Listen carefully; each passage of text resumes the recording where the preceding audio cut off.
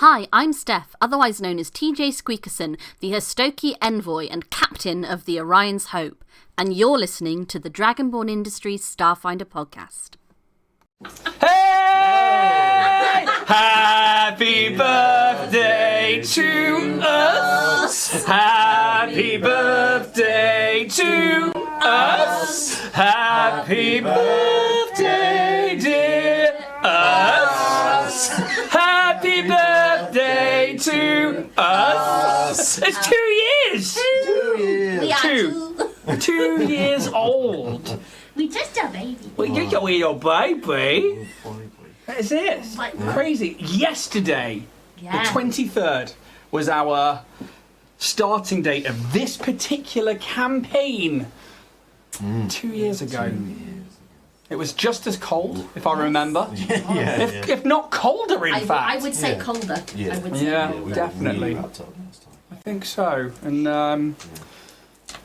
good old global warming, eh? Bring it on! No, it's feels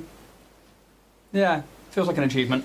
Feels like something we should celebrate, and we are, because Jack has bought cake. Look at this. I'm going to see if I can bring. Look at this. He's put it in a celebration box. Because I don't have a cake box of my own. Look at it. The celebration tin is always the cake box. That's how it works. And we are celebrating 2 whole years 2 whole years of Orion's Hope, Yes. which is fucking wild.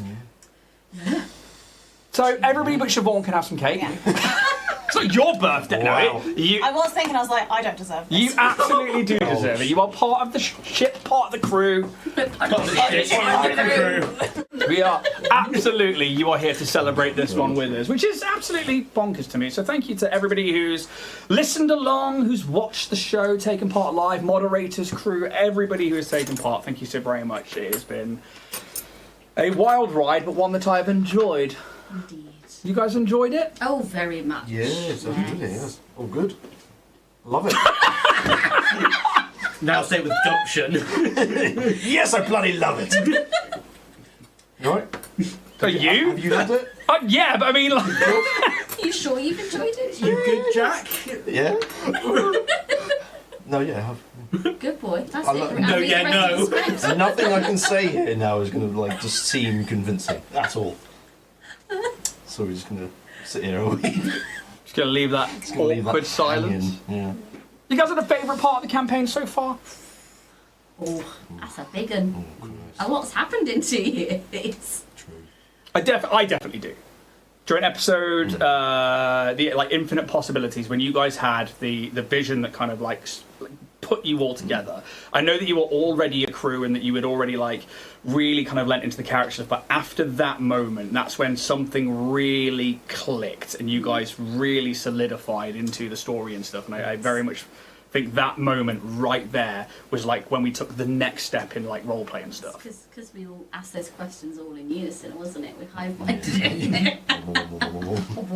So that was one of my favourite moments. Siobhan, over the 2 years, what's been your... Still wild, it's been 3 months. You've been on the show Yeah. for 3 Yeah. months. In the last 3 months, what's been your favourite bit?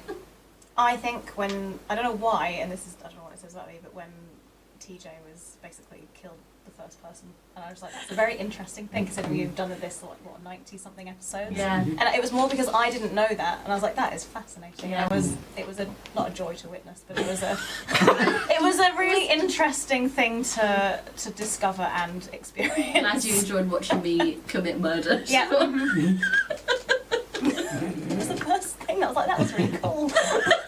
Yay, violence! Yes. But I think that was a glorious moment. I think it was like RP-wise and for TJ having to like go through that. It really was something. Yeah. Anybody else got a particular favourite moment? I think when Calyx transformed, Yeah, that was it was glorious. kind of like a wholesome kind of moment we all had. I think that was kind of a moment where we were like, we're a crew. Yeah. You know, we are a crew, definitely. At that point, I think it was just wholesome. It's good. Nice. For me, I think it was the Nerifira fight. Mm. And because that was such a big, we've had that thing in the back of our minds since like day one. Like, we always knew there was this entity, we always knew we'd having to be dealing with it and like learning more about it, and then actually like getting in that fight and like being separated out, but like just I think the synergy that we had as a team during that, particularly when that portal opened up, and like we had basically 2 separate fights going on in 2 different places, but still being able to work as a cohesive. I think for me that was like, I came away from that particular session being like, that felt fucking magical. Yeah, that was a really good fight. There was a lot of work that went into that, both on your side and my side, and for me that was probably one of the biggest and most complicated mechanics in a fight, but also one that you guys really lent into, and I very, very much enjoyed Cascading Realities, which was the mechanic that was going on there that I wrote. But yeah, so I very much enjoyed that too. What are you, James? Which death did you... Vorex gives me an anxiety attack. Yeah, and me. Yeah. Ida's, I don't... You weren't even here for it. Yeah. I remember that. I gave me an anxiety attack. No, for me, it's kind of like throughout it, like I watched like one of the first episodes a while back when we were trying to like dig in for lore and try and work out like bits of the story, and it's like how far we've come, not just like myself, but everyone's come in that sort of, well, in the 97 episodes. Yeah, I really feel that. Yeah, it's... Sorry, Siobhan. No, it's... Me being sentimental, just... Yeah, I feel that. No, but The other thing would be like the maps as well, how the maps have changed and evolved. Like we've had, obviously, like the sprawling sort of deserts. We've had the UV map when we fought the... I can't remember what it is now. It was the almost like a T-Rex, but had like a plant face. yeah, that thing's that got thing. a fucking name. Bob. No, it doesn't. It's actually the one on the front of the Pact Worlds book, just there. But the one that we had that big like face. And what I really enjoyed about that was being able to like use UV and like have the light shine That down. was so cool. That mini was like a gift from both Richard and Craig from Dragon School, who knew I was looking for an alien T-Rex. Had found that one, which I think is Dragon Trapper's Lodge. I'll have to double check. And yeah, so that was a blast to be able to put that down on the table for something I didn't know if I was going to have a mini for. And like we got that one just in time. So that was... yeah, I've enjoyed putting down the battle maps for you, and for you guys to really dive into them and enjoy them as well. Cause it's a big part of my gaming, and I know not everybody needs to have battle maps as a GM and stuff like that, but I really do enjoy bringing those to the table. And now we've got the PTZ camera again. I'm very happy to be bringing those back some more. But hopefully much more to come with the remainder of the campaign, as well as more wholesome moments, more kind of crew moments, more magical moments, and more getting to know Junie as well. And just seeing how it all unfolds as we push towards the end. 2 years. And this campaign is coming to a close. But we wouldn't be anywhere without our sponsors. I'm going to hand first over to Stephanie Hello. Thank Randallson. Thank you, Ian. So I've been going back through the back catalogue of 96 ads. Because I was like, I kind of want to put something together for the 100th episode, and so I was like, I'll go and revisit some of the old things that I've done. I discovered in part of my editing today 2 separate occasions where Ian has a 10-minute rant about chocolate versus biscuits. Yeah, I'll do that. Very passionate.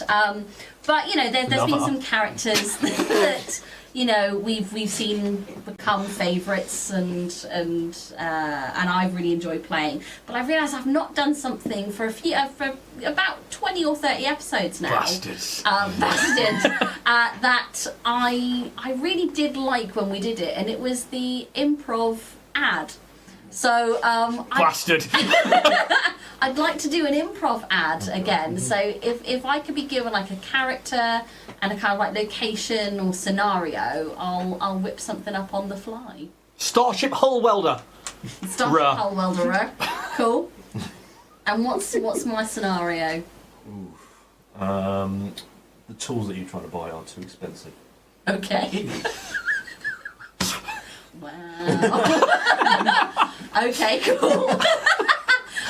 Good luck. Let's throw in like so that feels like it's my obstacle. Do you want a bit more excitement? I mean, always.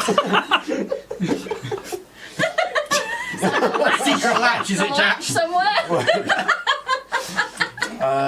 Okay, you're in the tool shop. Okay. You go in to buy tools. Yeah. But someone's coming and they're trying to rob the store.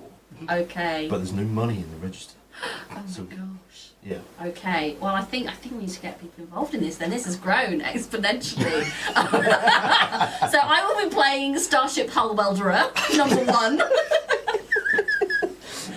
Ian, I think would you take the role of shopkeep? Yeah. Who fancies sticking up the joint? I don't have the energy for this. Cool, Jack looks like it's you. It was my idea to be. And then we've got Millicent bystanders 1 and 2. Happily accept the role. Amazing. I'm going to bring up an official Oh god. place An Incredible. official place. because I had next to the node. I think it was Gizloo's. Oh yeah. Sounds like a place for Jordan. Yeah.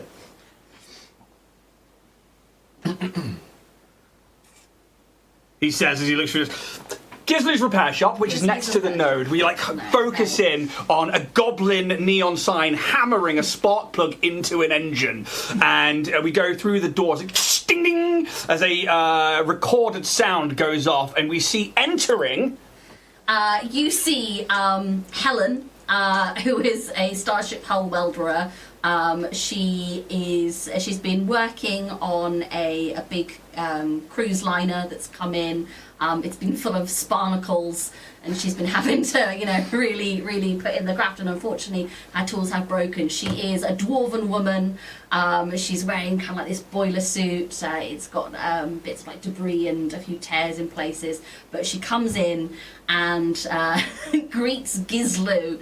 Hey up, Gizloo! Morning, you forgot your name. Helen! Helen. It's on my name badge! Can't read, I'm a goblin. Fair enough!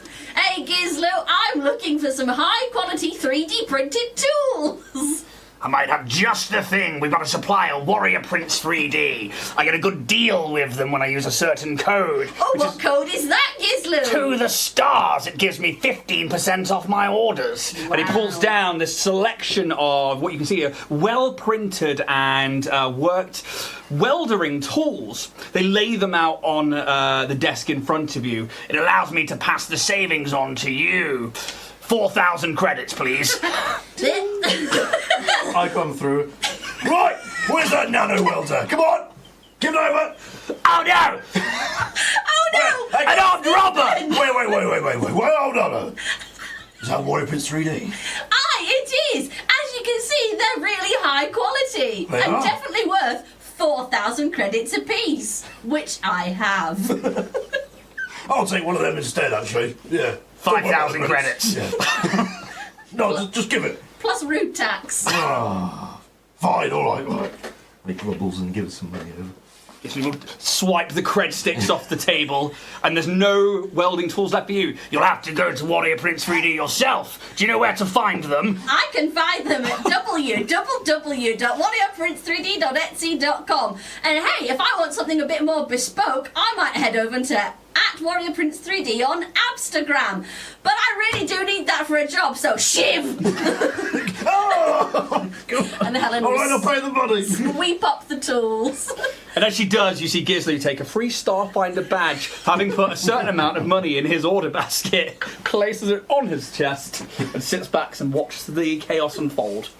And scene. We don't know what we're doing. Thank you to Warrior Prince 3D. Thank you to whatever this mess was. You just want to hear that. Okay. Just another Monday. I am fully not locked in yet. No, me neither. It's like, what's that? Thank you to Steph, Jack and I, and to Warrior Prince 3D.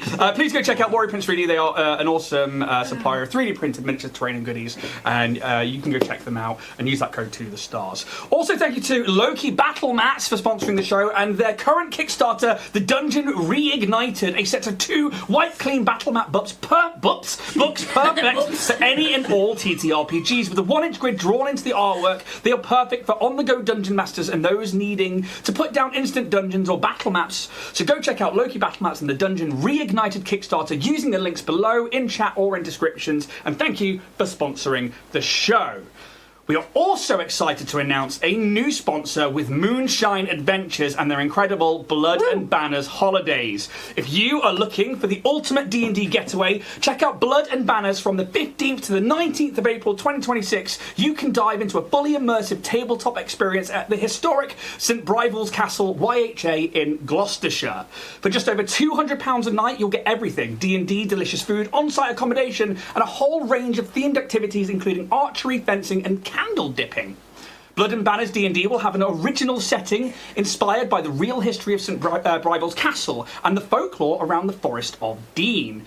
Across the getaway, 7 D&D parties will be adventuring in a shared, interconnected storyline, all guided by a talented, inclusive and diverse GM team. So if you're interested and want a flavour for the adventure to come, taster one-shots are available online right now on the Moonshine Adventure website, moonshineadventures.co.uk/blood and banners. Links are in the description below, so please go check out Moonshine Adventures and book your place at Blood and Banners today. And thank you, Moonshine, for sponsoring the show. Sounds fucking epic. It is, But thank you. Moonshine are fucking awesome. yeah, they're really cool, and there's a lot more to announce later on with other people and stuff, which is just fucking cool. Yeah. We also have a show affiliate code with Roll and Play Press, which is Dragonborn 10. You can use at checkout at rollandplaypress.com to get 10% off your books and orders there. I'm going to throw over to Jack, who's going to talk about merch. Yes, and if you fancy supporting us and getting something in return, then dragonbornindustries.com is the place to go, where you can find t-shirts from this campaign and Bloodpunk as well. Not that. But you can Diatech mugs are also a staple of ours, and also handmade dice made by Ian himself. Right, look how they roll. 14. Oh, not shabby. Very well, very well. So dragonbornindustries.com is the place to go if you'd love to support us and get something in return. Thank you. Thank you very much, Jack. I will throw over to James, who's going to talk about Twitch and YouTube. Yeah, so if you're enjoying the stream, don't forget you can drop your Twitch Prime scrub. Twitch Prime scrub. I don't want no scrub. But we do want your subs, especially on Twitch Prime. It's totally free. It's part of your Amazon Prime subscription, and it helps our channel out. Another way you can help the channel out is going over to YouTube. YouTube.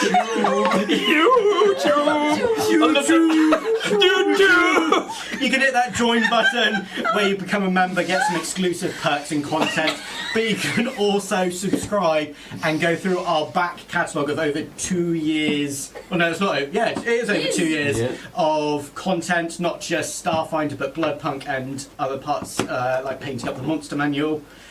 You can come hang out on our Discord where you can chat, and you've got all the behind the scenes things about what's going on, as well as wherever you get your podcasts. You can find all of our back catalogue again there, but a great way to help us on wherever you get your podcasts is leaving us a little like review, just so the algorithm finds us, and we can carry this on for years to come.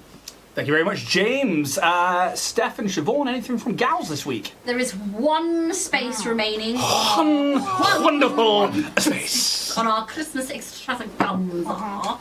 So if you would like to book on, you can head over to happypiranha.com/events and look for Gals and Pals at the night market. We're running a Pals and Princesses system. For this one, it is going to be 3 GMs, a live NPC, puzzles, mysteries, and all sorts of cool things, including a raffle, which we've had some amazing donations for. I've received things from Midnight Tower, Fistful of Crits, the Fae Portal, Dragonborn Industries. There's some stuff coming from Warrior Prince 3D. Rogue and Rook have donated some things as well. There's so many, and I'll be putting out a lot of love and stuff to all the wonderful, wonderful people who've donated. But we are raising funds for local charity Sue's Cat Rescue. Sue is an incredible person who literally is a one-woman band who takes on all the cats in Cornwall that would otherwise get kind of like... You say that. It kind of is sometimes. She takes on the ferals, the oldies, the ones who would otherwise kind of get disregarded by other systems. We got our little boy Pumpkin from her, and so just to help her out at Christmas, we're going to be donating proceeds from the tickets and the raffle to her. So if you want to come along, one space left. Wonderful. One shot. You only got one shot. Do not miss your chance to blow. This opportunity comes once annually.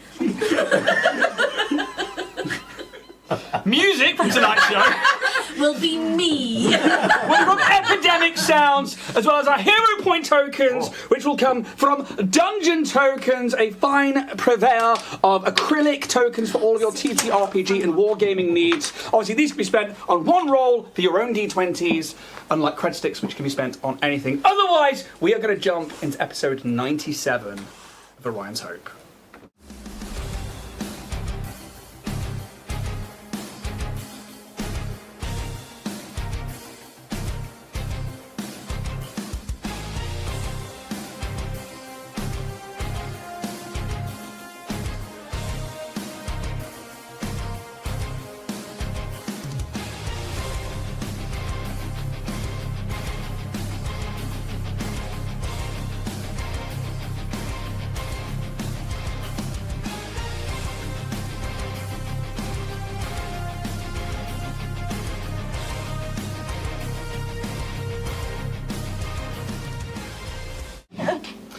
Don't mind me.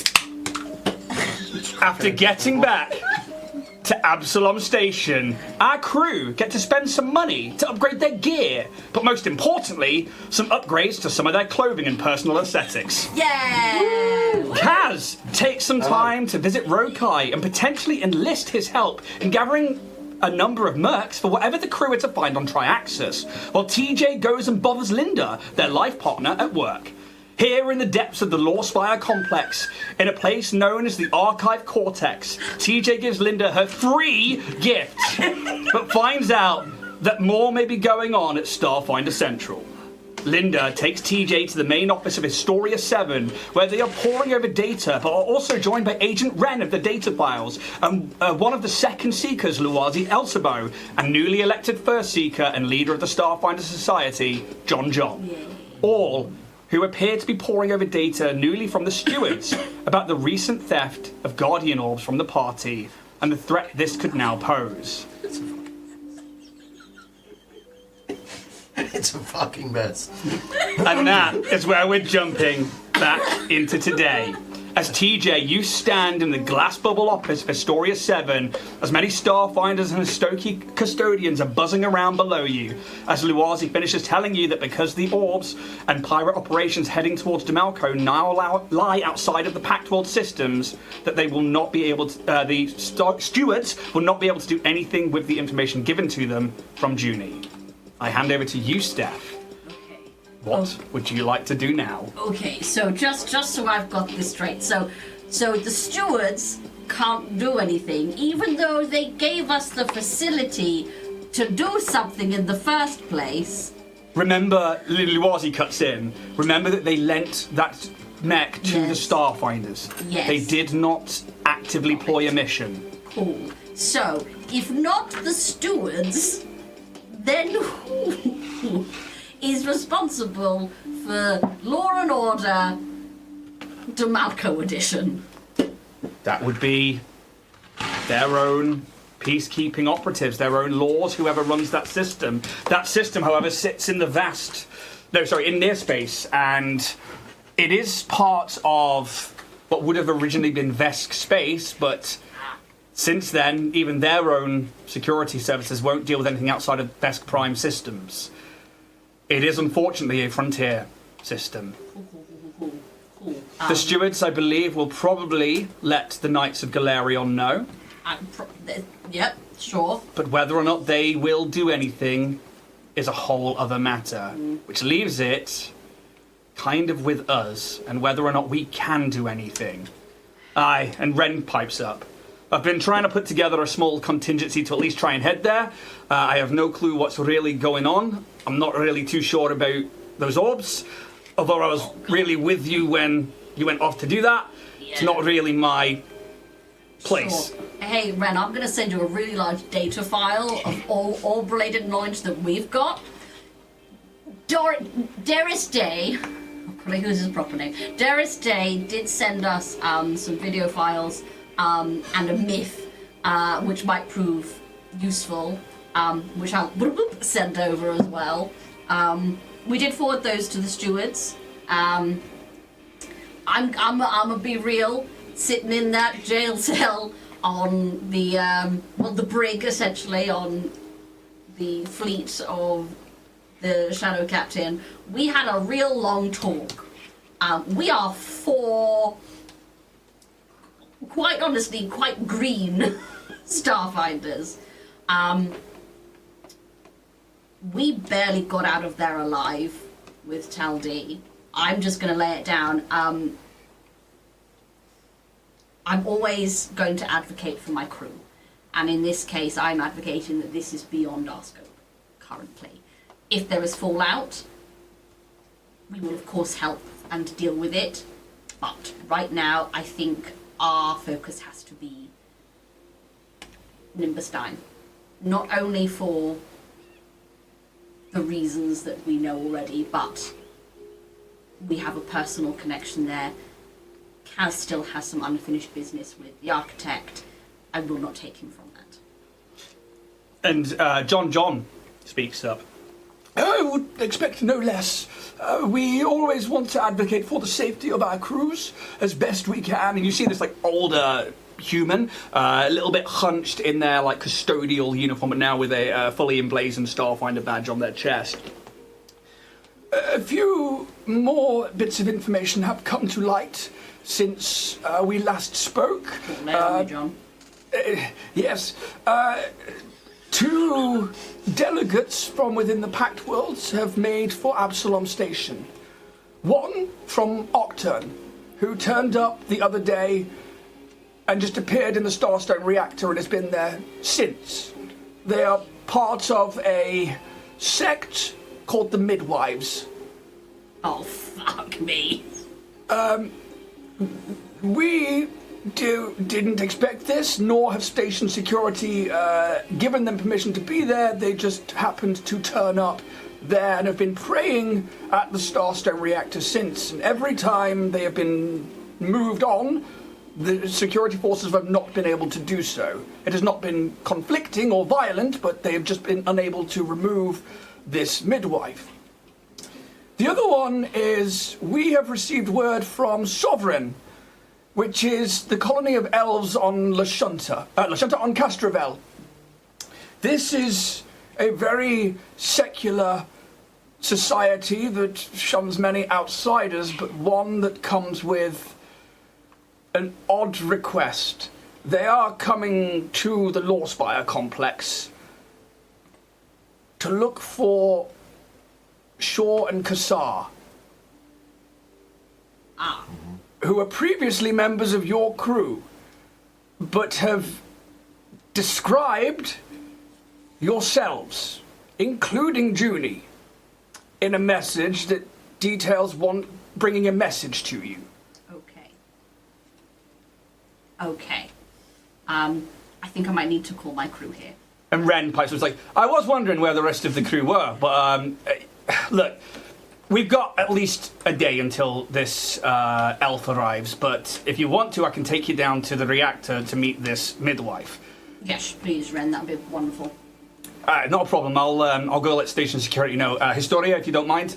And she just nods, and you can see she is still pouring over data. And you can see the data that you sent back, everything from the stewards. And she's like, yes, agent. And just lets him go. He nods. You see him pick up a large sword and put it on his back. He hits a button on his side, and his armor, which looks different now, like hexagonal force field, like wraps up around him underneath his jacket. I'll see you shortly then. And he leaves the room, leaving you with Liwazi, John, who kind of looks at you a bit bewildered. It's just like, it's quite a lot. Yeah. It's funny being thrust into a position of responsibility and power, isn't it, John? Yes, but one that I'm hoping I'm dealing with well. And Liwazi, it's like, you're doing fine, John. You can do great, John. We have the utmost faith in you. You have all of the Second Seeker's support. I promise you that. And yeah, what do you do? I'm gonna get on the blower. I'm gonna open up a group call to the whole crew. Hello. Hello. You guys hear the Big call? ring, it's TJ. Hello. Yep, hello. Hi. Hi, crew. Cheeky little development. Can we all reconvene at the Law Spire, please, and thank you? Do we have to? Yes. Okay. Captain's orders. Do I know where that is? Psychonautic. Yeah, Okay. for sure. Like, as a steward from Bastion, you know exactly where the Law Spy complex is. You know most of Absalom Station, and the stewards work quite closely with the Starfinders. No worries. I'll actually, Kaz, en route, can you please pick up an Acatonian loaf from the bakery for me, please? An Acatonian loaf. Acatonian loaf. I might ask what for. Reasons. Okay. I want to do some buttering up of a midwife. And just hangs up. There's a slight pause. Like, I shall not ask any more questions. Very well. I'll be there as soon as I can. Thanks. Pez, you good? Oh, he's hung up when he heard about the bread. God. Pez is already in the Law Spy complex, isn't he? He's just got to go downstairs. It turns to Linda like, I like saying weird shit to Kaz. It freaks him out so much. Sounds fun. It really is. And Linda has been with you the whole time. I hope it's whatever this is. It's not too ominous. I'm going to be really real with you for a minute, Linda. It's really ominous. You okay? Yeah. It's been a lot. It's been a heavy week. She's gonna sense motive like, yeah. 17, okay. She kind of like puts like a hand on your bicep. Have you been working out? I can do 2 pull-ups. Oh. Just gonna flex a little bit. No, it's Gadoosh! Destroyer of worlds.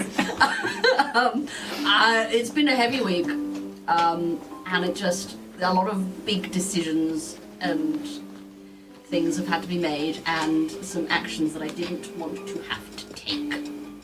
But here we are. You should try the cake. It's really phenomenal, isn't it? It's like 2-year birthday cake. It's really good. It is really good. I'm really enjoying the mix of sweet and salt in it. It's a good. And the crunch. Yes, thank Not that I you. can taste it, I'm on the phone. Junie, have you got cake as well? Yes! Junie, do you want to just stay talking while you come over? Everyone else is hung up. I'm going to presume that people have stopped to congregate on the Law Spy complex. Do you meet in the archive cortex? Do you meet in the lobby, in the foyer, in like this grand atrium? Where would you meet them, TJ? I think he knows that probably Junie doesn't maybe have the same access at this point, so we'll go and because you maybe not have been here as much. Yeah. We'll go to the lobby and meet. So is it just you meeting there, or just everybody meet there? I think we're all meeting there. Yeah. In the atrium. So for you, Junie, you've probably never been inside the Law Spire complex. Getting to the Law Spire campus or Starfinder campus is kind of like a large university, but there is this large tower in the centre of this area that points up towards the ceiling of the ring, which is this large area of the habitation zone around the middle of Absalom Station that's hundreds upon hundreds of feet tall. It's like a skyscraper, but this tall point with lots of dots for windows all around it. As you're brought inside the grounds, you can see that there are still areas of like lawns and grass and water features, very kind of like university campus style. But there are like milling around ship crews and people wearing Starfinder badges and varying uniforms. Not of like Starfinder uniforms, they don't have an official one, but like maybe crew uniforms where some crews put together their own aesthetic or where other ones are a bit more kind of like freeform. But the thing that ties most of them together is in some way, shape or form, embroidered or a badge, they are wearing the Starfinder emblem. And most of them wear it proudly. Some of them have it as a hologram bow, some of them, it could be a small tattoo, but most people are wearing them. There are other people as well, like custodians custodians of the Law Spire complex, who are people who wear this turtleneck, t-shirt that has the Starfinder badge emblazoned on them, and it looks a lot like Under Armour with this like sleek black look, and they often are showing people around or showing delegates around. And you go towards this large spindle-like building where you see these large doors. And inside it, you see a vast museum-like atrium where in the centre is a grand statue surrounded by a water feature of a dwarf with bald head and a long beard who stands proudly donning a Starfinder badge looking up to the stars. You see drones flying around, all casting different holographic images, some displaying data for various Starfinders, or some showing the maps of the complex that they are in. There is a custodian on the door who greets you as you see TJ, Kaz, and Pez probably waiting for you there. As for you, Kaz, you see Junie appear wearing a very similar jacket to one you used to own. I think he just does like a double take. He just goes like, "All right, Junie, yeah." Hello, everybody. Junie, you look fantastic. Thank you so much. I like the coat. You alright? Yeah. Is Sushi. there something on it? No, yeah. The man in the shop said it was. Yeah, it looked clean when I got it. Well, Junie, you've got to be real careful with second hand. You don't know where that thing's been. Well, it was good. It was clean. That's something. Yeah. Impressive, really. Yes. What sort of brought on the fashion choice? Oh well. The change. Do you remember when I was trying to hide that Oh gun? yes, of course. Yeah, and I Yes. couldn't because it was See-through. yeah, it was see-through. So I thought, get a new coat. Fair enough. Yeah. Get a new coat. What a coat it is. Yep. And I got a tattoo. Look. Oh, sick! Yeah. It's cool, right? That's very cool tattoo. I'm so glad Junie got a woman's coat and a new tattoo. Yes. So do I. Anyway, it's only a loaf you're fucking off. Thanks, buddy. Market credit off for that, will you? Yeah. Okay, so debrief. I came here to bother Linda and ended up with guilt and missions. So Oh, the usual. the usual. Brilliant.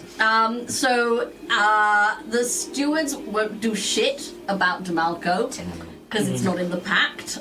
They are telling the knights who say knee about it so that they can potentially. You could all make a culture check off that. Stubbery.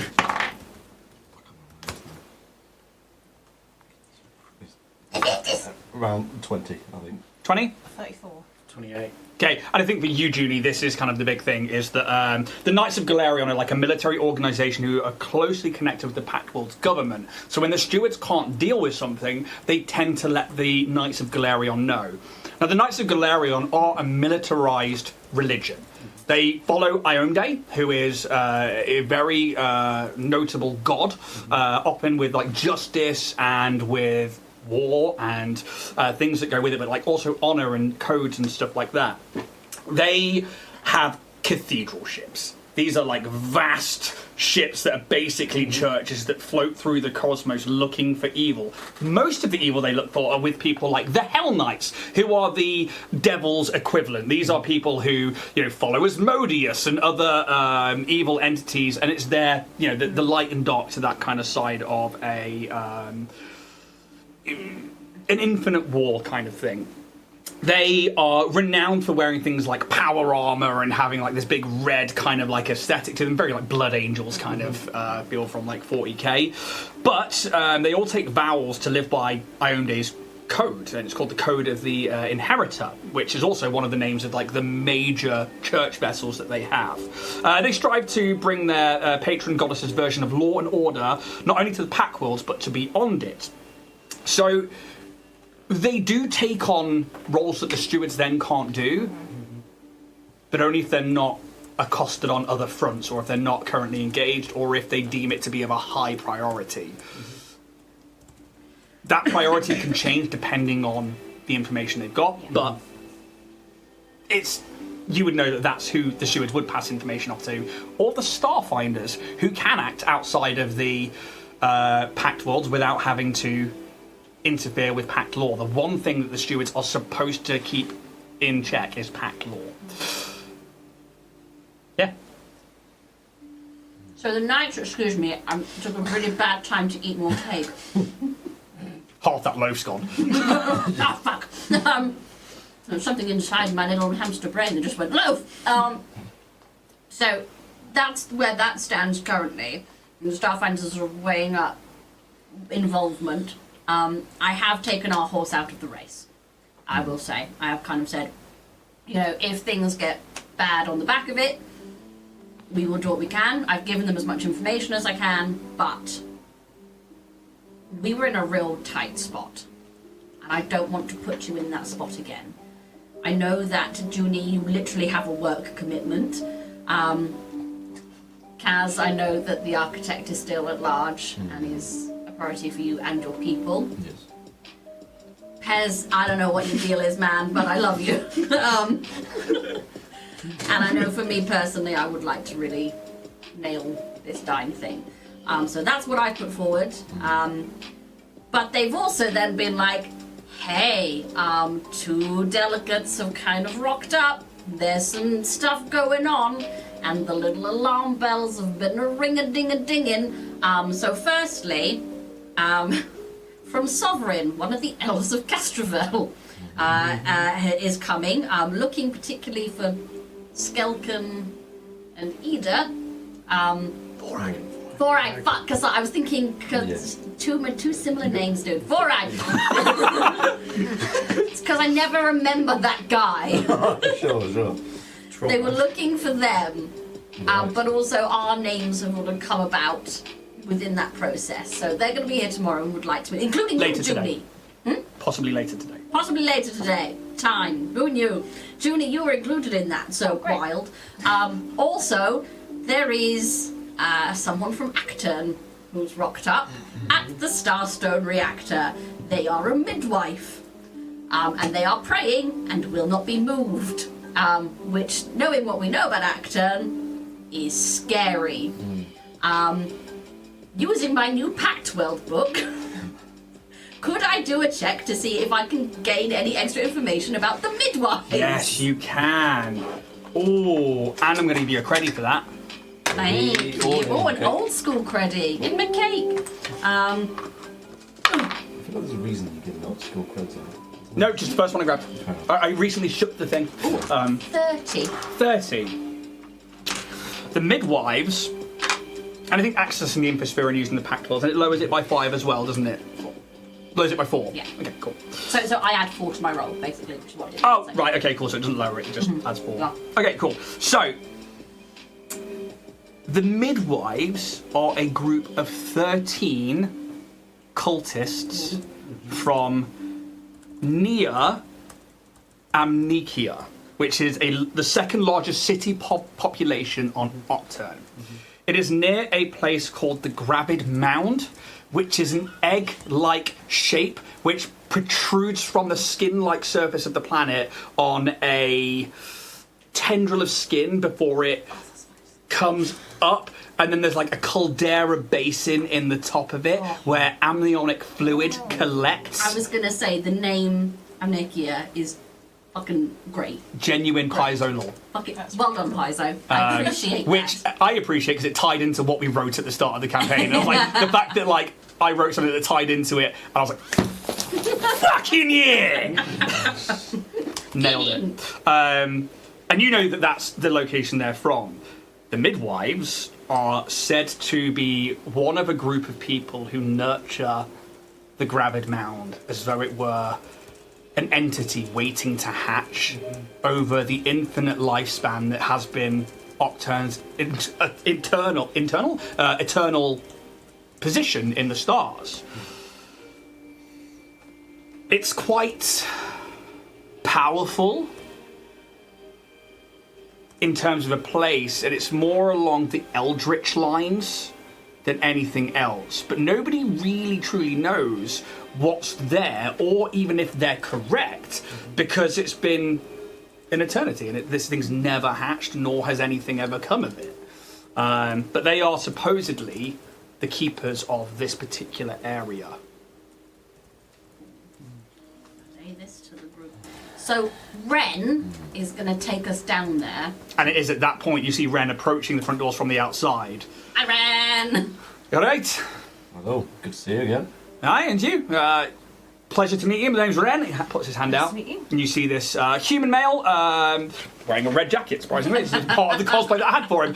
White mohawk, bright, piercing green eyes. Late 20s, early 30s. Large sword on his back with this like powerful ley line that runs through it. 2 pistols at their side. And they don a Starfinder badge on one arm, but then they also have the symbol of the data files, a subsect of the Starfinders, on their other one. Well, it's nice to see you all again. Sorry it's always under such fucked up circumstances, but... One day we'll have a normal outing with you, Ren. One day. I genuinely would love that. Honestly, like, since coming back from Gothica, things have been a bit hectic for me, and I'd quite like it not to be. Right! Well, I've lost my position out in the field, and so now I have to kind of do dog's body's work, so... Oh, shit, Ren. Well, you know, there's always a bunk for you on the Hope. I greatly appreciate that, I really do. Why have you lost your position? I've become too public. One of the last pushes that Dynatech had put out showed me and named me. I can't operate in a reconnaissance position behind enemy lines The bastards. if I'm known. I think it was all part of the same ploy. I think it was all part of Xano's position to weaken any staple I might have had with that investigation, but... Well, I'm glad that there's soup. Me too, to an extent, but obviously that puts me firmly in the place of being in Aslanti space as a Starfinder, which then puts me at a risk if the Aslanti decide to pursue, as now the Dynatech situation is going public with a criminal conviction against them, or a warrant out for the arrest, puts all of their happenings in legal terms out in public, which means that the Aslanti, if they were looking into it, would see it, which again puts the pact at risk.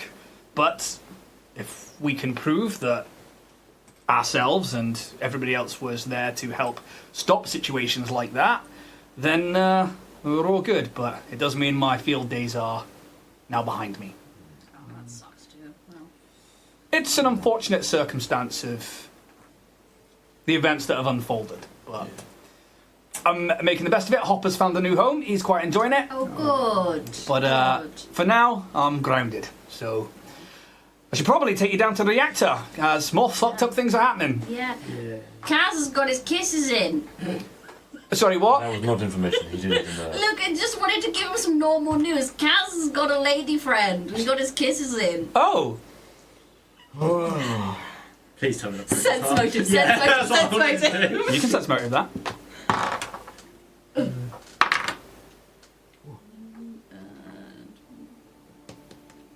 Plus expertise. He's saying that directly to me. Plus expertise. 31.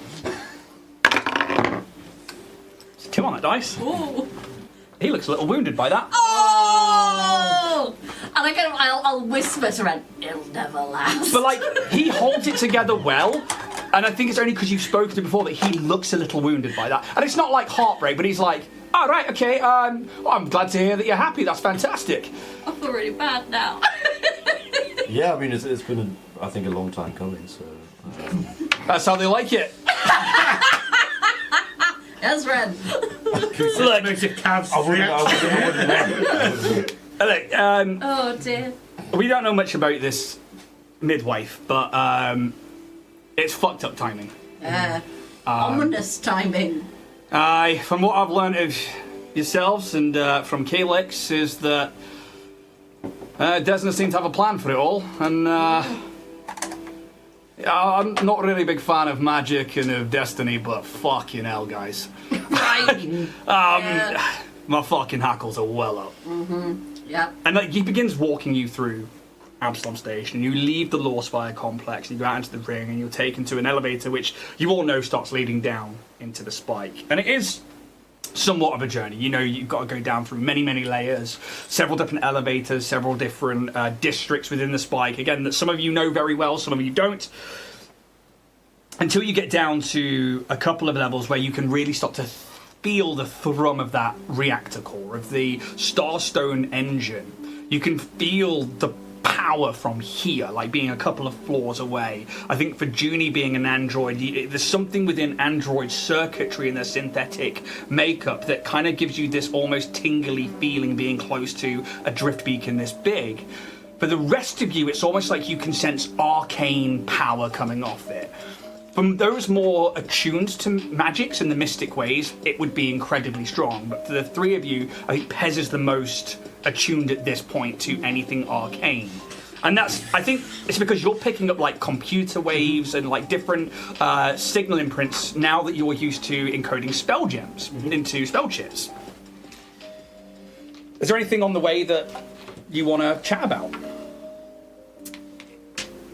In what way does this actually directly affect us? Having someone from Octurne. Well, because of the whole hatching planet thing. And you guys are really the only people we've seen that have had any kind of contact with Do this. you remember that vision that we had, Kaz, back in Desi's temple? And we literally had a vision of a planet with a black pyramid, and they were nurturing the ground, and I thought it might be Acturn. Give me a culture check. Question mark by it. I think it's spent. Hero point in from Steph. Let's get a different one out. Quite like having those up there. Culture. You can use your pact roll book. Sick. 28. It's most definitely Octurne. The pyramid itself is the great temple to Nereathalartep, who is the main god of that particular planet. They're seen as a darker god of the negative planes, but that doesn't necessarily always mean evil. This is the temple of the people who are kind of fighting against the Dominion of Black, and the Dominion of Black are kind of trying to usurp them and take their place, because the beings that control the Dominion of Black are kind of like demigods, but not quite full gods. So yeah, do you remember when we saw it, and then there was like all the tendrils coming out from the planet, and there was all the people with blank faces, and they were like, whoa, and it was like, whoa! Yes, I do remember. Well, Desna showed us that, so that kind of, I felt, I took a, I should have put it to a vote, and I'm sorry I didn't, but I took a captainly veto. Yeah, it's fine. I know, just the whole orb thing we gave up. And, We did. I thought, I was hoping our next move would be to go to Traxxas. Well, we can't go for like a day, can we?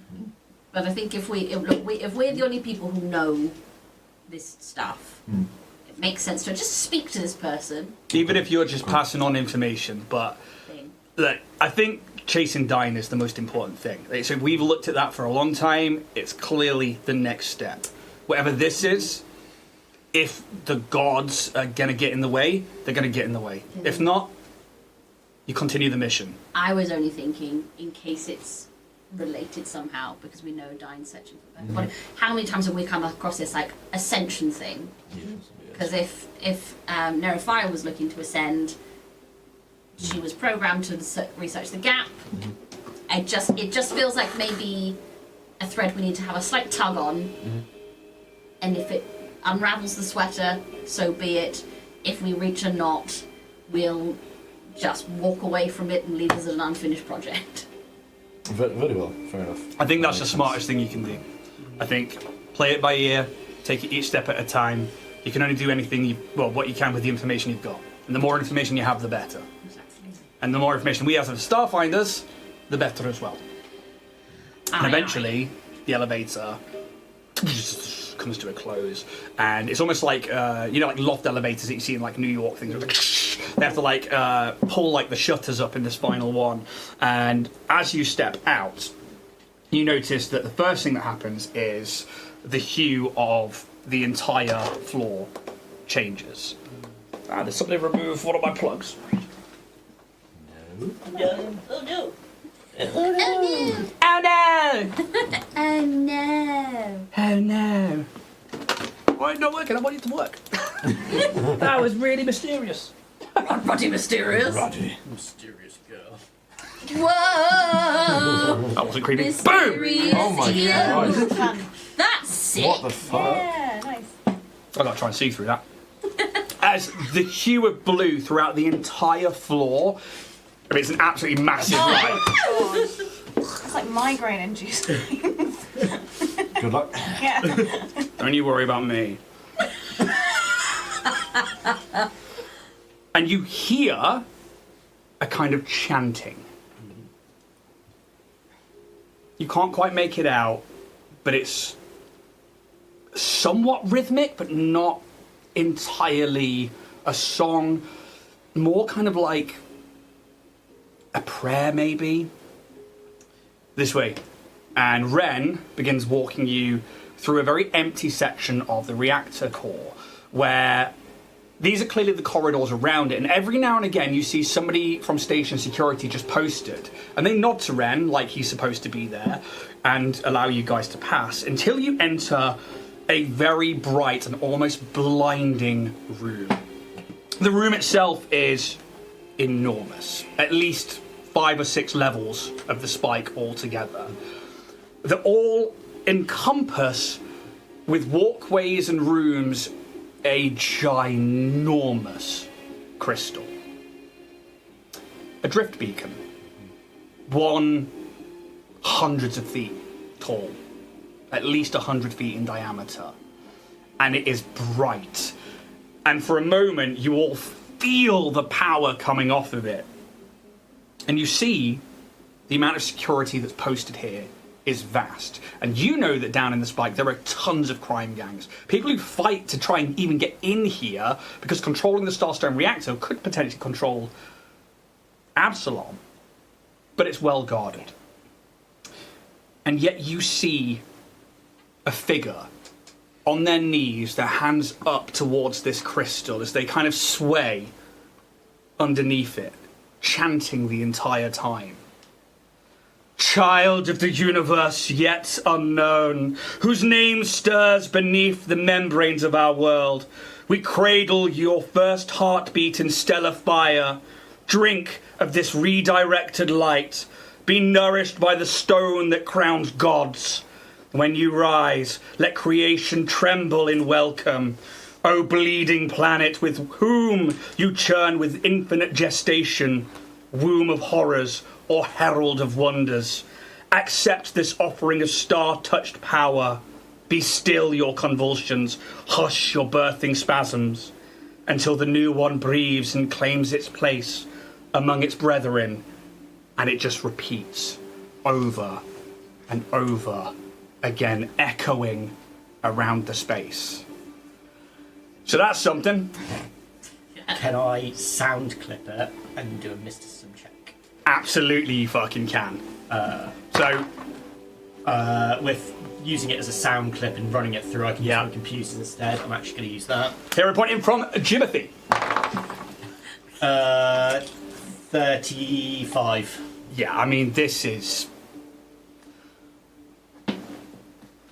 clearly some kind of prayer. Mm-hmm. Obviously it is, but it's very, very vague in where that kind of sits. Both like womb of horrors or herald of wonders. You don't know what side that could be. Somebody perceiving something as one or not the other, or it could mean whatever is to come out could be one or the other. Accept this offering of star-touched power. Be nourished by the stone that crowns gods. You think of words like that, you know, drink of this redirected light. This prayer is is maybe taking power away from it and siphoning it somewhere else. Nourishing. That's also interesting. Be still your convulsions, hush your birthing spasms. I mean, that's pretty self-explanatory, right? Until the new one breathes and claims its place among its brethren. They're talking, you know, maybe about a new god, but again, you've not heard anything about this god. You know that Octon is supposed to be birthing something, but again, nobody quite yet knows. But that goes back to the first line, child of the universe yet unknown, whose name stirs beneath the membranes of our world. Octurne is made of skin and sinew. That could be that. We cradle your first heartbeat in stellar fire. again, worth breaking down, but you're not too sure. And it really comes back to drink of this redirected light, be nourished by the stone that crowns gods. And you think of that particular line as both a mystic point of view, an arcane point of view, and then as an engineering point of view. The Starstone reactor is a drift beacon. The drift beacons were a gift from Triune when they ascended to make sure that drift travel was accessible to everybody in the universe for free. It stopped a power struggle for people creating powers and things of like interstellar travel. These things are powerful, clearly. They're not just beacons. And this midwife could be channeling some of that power to nourish whoever this newborn is. I relay it and say about obviously she's looking at potentially using some of the drift light to kind of, and I'll kind of ask her, is this, excuse me, midwife? Just trying not to trying to like dodge out the way of her arms and her like prayers. Yeah, I mean, like, so she is like at the end of this like catwalk that goes out to underneath the Starstone. I kind of start at the end of a catwalk to try and not like interrupt her. And Ren, as you say that, is like, we've all tried, and as soon as you finish your sentence, her arms come down, and she turns on the spot. And you see a human woman with like sallowed and sickly skin of a blue hue, whether that's the Starstone reactor or that is her own skin tones, you're not sure. Her eyes are dark and a strange mix of black and red, but like the irises themselves are bleeding out into the surrounding white. They wear very cultist-like robes of the darkest dark black, like Vanta black, with a large hood that seems to roil and move up around the top of her head like living tentacles woven from the shroud. The bearers arrive. Oh. Aye, well, yeah, ooh. About that. What? I just have a question. Is it... Go away. Leave. Is it, you say about this god, is it a child that has known of its powers, or is it a newborn? And they have this like really wide smile, and they've got like broken and rotten teeth. The newborn is all of our children. Oh no. No. Oh no. Are they destined to be a new entity entirely? They are a god. Or have they been born before? Oh, they are quite new. And they have this like lofty tone to them, and their hands are just out. It's very ecclesiastical. Ecclesiastical? How do you say that word? Ecclesiastical. Let's go with that. And you can see that, again, yeah, they've got these like long, wizened fingers that come out from underneath their robes. Like they've got really dirty fingernails. They don't wear though any like symbols. They haven't got any like necklaces of any of the gods that you've seen so far. There's nothing to denote anything other than they are wearing what look to be very cultist robes and stand there unarmed. Would you break bread with us and tell us the tales? The hand goes out and will take a piece of Acatonian loaf. Of course I would. Takes a bite. Call us the bearers. Tell us more. Were you not the bearers of the orbs? No.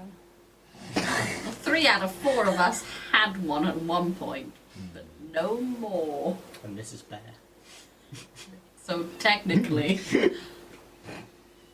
You worry that this name implies a role within the nurture of the newborn. It does not. Good. Are you looking for these orbs yourself? No. Whatever will be, will be. We merely nurture the newborn until it is time. And time is coming. I was going to say, like, how, like, if you had to put, I don't know, a number on it. And they, like, look up to the Starstone reactor. Soon. Can you not feel the spasms of birth? And there's anybody can do a mysticism check. Fucking hell. Okay. Natural 20. Natural 20 also. Yay. For a total of Mine's only 27 though. 23. only 27. So could be 23. 15. With a natural 1, 24. I think not for you, Kaz. But there is like you. Not for you, Kaz. It's not for you, Kaz. You do sense almost like a quivering pulse of magic God. when she looks up to the Starstone reactor. It's almost like you feel some of that power being siphoned away. And like Ren steps up and is like, and just to be clear, are you siphoning power? Of course we are. This is the closest drift beacon to the birthing site. We have to. This is the God's will. This is part of the problem, is we thought this was the case, but no readings whatsoever are denoting any power fluctuations, any loss of power, anything from the Starstone reactor. Everything is still normal and nominal. Well, that's good. Aye, it's good, but I mean... yeah. Does that mean there's something about the reactor that the midwives know that you don't? I mean, I would assume so, since she's here. Hey, Miss Midwife. Love the outfit, by the way.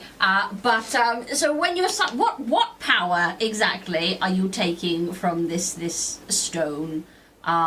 We've encountered some ascension nonsense recently, so just wanting to kind of see if that aligns with things on our end.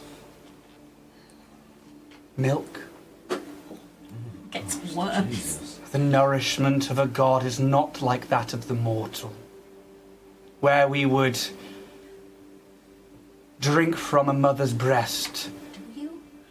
These drift beacons may offer nourishment to a newborn god. God's milk. God's milk, indeed. Episode time. Like God's that. milk. God milk. God's milk. God's milk. Oh, gross. You speak of ascension. Yes. And no. The elves will arrive soon.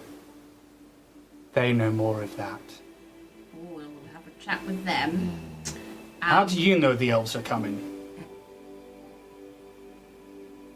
The will of the gods is not for us to question, but only to interpret. Do the gods talk to you? I see visions sometimes from different places, whether this is the gestational mind of the newborn or those who seek to gain control. I do not know. We are here to merely nurture the arrival of their brethren. So that's cool. When this newborn is birthed, what's the after visions after they've been birthed from their egg? I am but a midwife. I do not know. Our powers are just here to nurture and nourish the newborn until the gestation is complete. After that, the time of the gods is different to the linear time of ours. Is it the birth of something? Are we getting gap 2.0 here? In reverse? Like instead of a planet fucking just going, are we getting a new one? Is that what's happening? Are we getting a new universe? Have your order been doing this longer than pre-gap? Yes. We have nurtured Octurnes since the dawn of time, before, during, and after the gap. God. Yes. Another one? The newborn will be part of the pantheon. I don't know. No luck with them gods then. Just the one god, actually. Is this something to do with Kyokas? Is it like the mother Kyoka? You know what I mean? I was considering Queen. Queen The Kyoka, Queen Kyoka. Queen of the Kyokas. Yeah. It's like an alien, or it's like the queen, and then starts making up. But they- Because we know Kyokas are pretty gap. Right? Are they pretty out? They were. Oh. You can make me a recall knowledge check. 6. 12. 14. No, I might as well. You can't, I'm afraid. Oh. 12. Something's come up before around this, but you're not quite sure. Well, the whole orb stuff was, surely. Which means, I mean, the whole orb Yes. was created because of the Kyokas. The bearers. Yes. Therefore, and if these midwives have been nurturing, the orb back to them. Before, during, and after the gap. It could be related.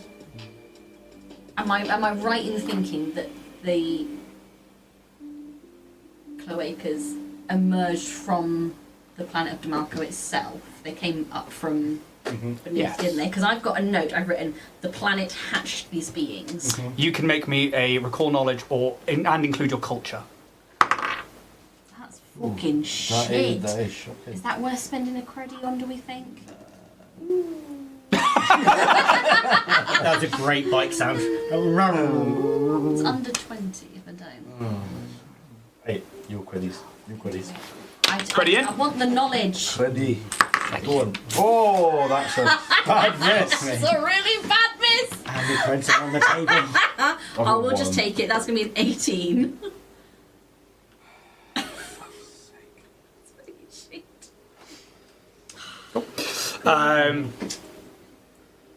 So, in my like, Tito's going to go through his file of facts of knowledge. I think with an 18, I am going to give you something. Okay. Demalco was a thriving, peaceful planet until the Awakening. Yes. The Awakening happened after Gap. You know that because that's something that's been part of the missions you've been part of. Something Skelkin would have told you, something you've discovered through Dera's Day and through like learning about the Kyoka and stuff like that. And it said that these monstrosities roamed the land looking for the Demai people and anybody that lived there and ravaging cities. The oceans and the lakes, evaporated, leaving the seabeds barren. And yeah, like they came around at the same time this is Awakening, but that was post Gap. But there was something with the orbs and a vision you'd seen part of that had something about that pre-Gap. Yes. Because I've got in my little file of facts, Demalco, the cracks appeared in the surface, water vanished, beasts rising up from the earth. That the guardian orbs deterred them from the place. We've seen stuff with the guy and the hood, pushing them back. Got more things in my file of facts, it's just finding it. Stressful. Midwife, can you tell us more about the connection between the bearers and orbs and what midwives do with Opta and what you're expecting? The midwives merely watch, nourish, guard, and are ready to swaddle the newborn when they arrive. But there were those that came after that looked to influence the gestation. The bearers originally sought to put away darknesses throughout the universe. But with that came knowledge, power, and a mortal-made tool that could become something, could make somebody greater than they could ever achieve in a mortal life. We had visions in later years of the bearers stopping the influence over the newborn, a threat that arises once more with new bearers. And she, like, at that point, hands come down and gesture to the four of you. Is it kind of the intent? Like influence on the orbs would then influence the newborn and banish away the darkness. The bearers do not speak of their own power, but of the power they could potentially instill within the newborn, changing its alignment, as it were. So just as a throwing it out there, say an orb kind of took on the blood of someone, would that take some of the power that the newborn would have? That's a big fucking number. Found the note I was looking for about the temple and the cult of the Dominion of Black, and that they would use the orbs to bind them in the planet like a reverse birth. That's the note I was looking for before.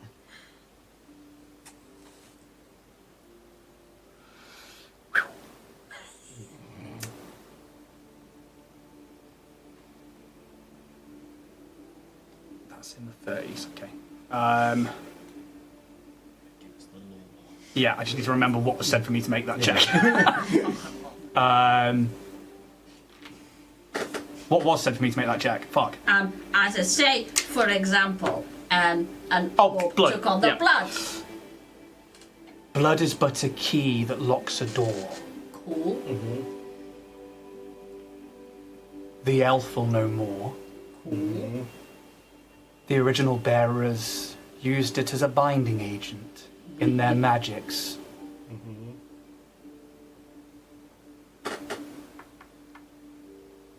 It plays no part but to unlock one of these boundaries between the planes where an entity awaits. Okay.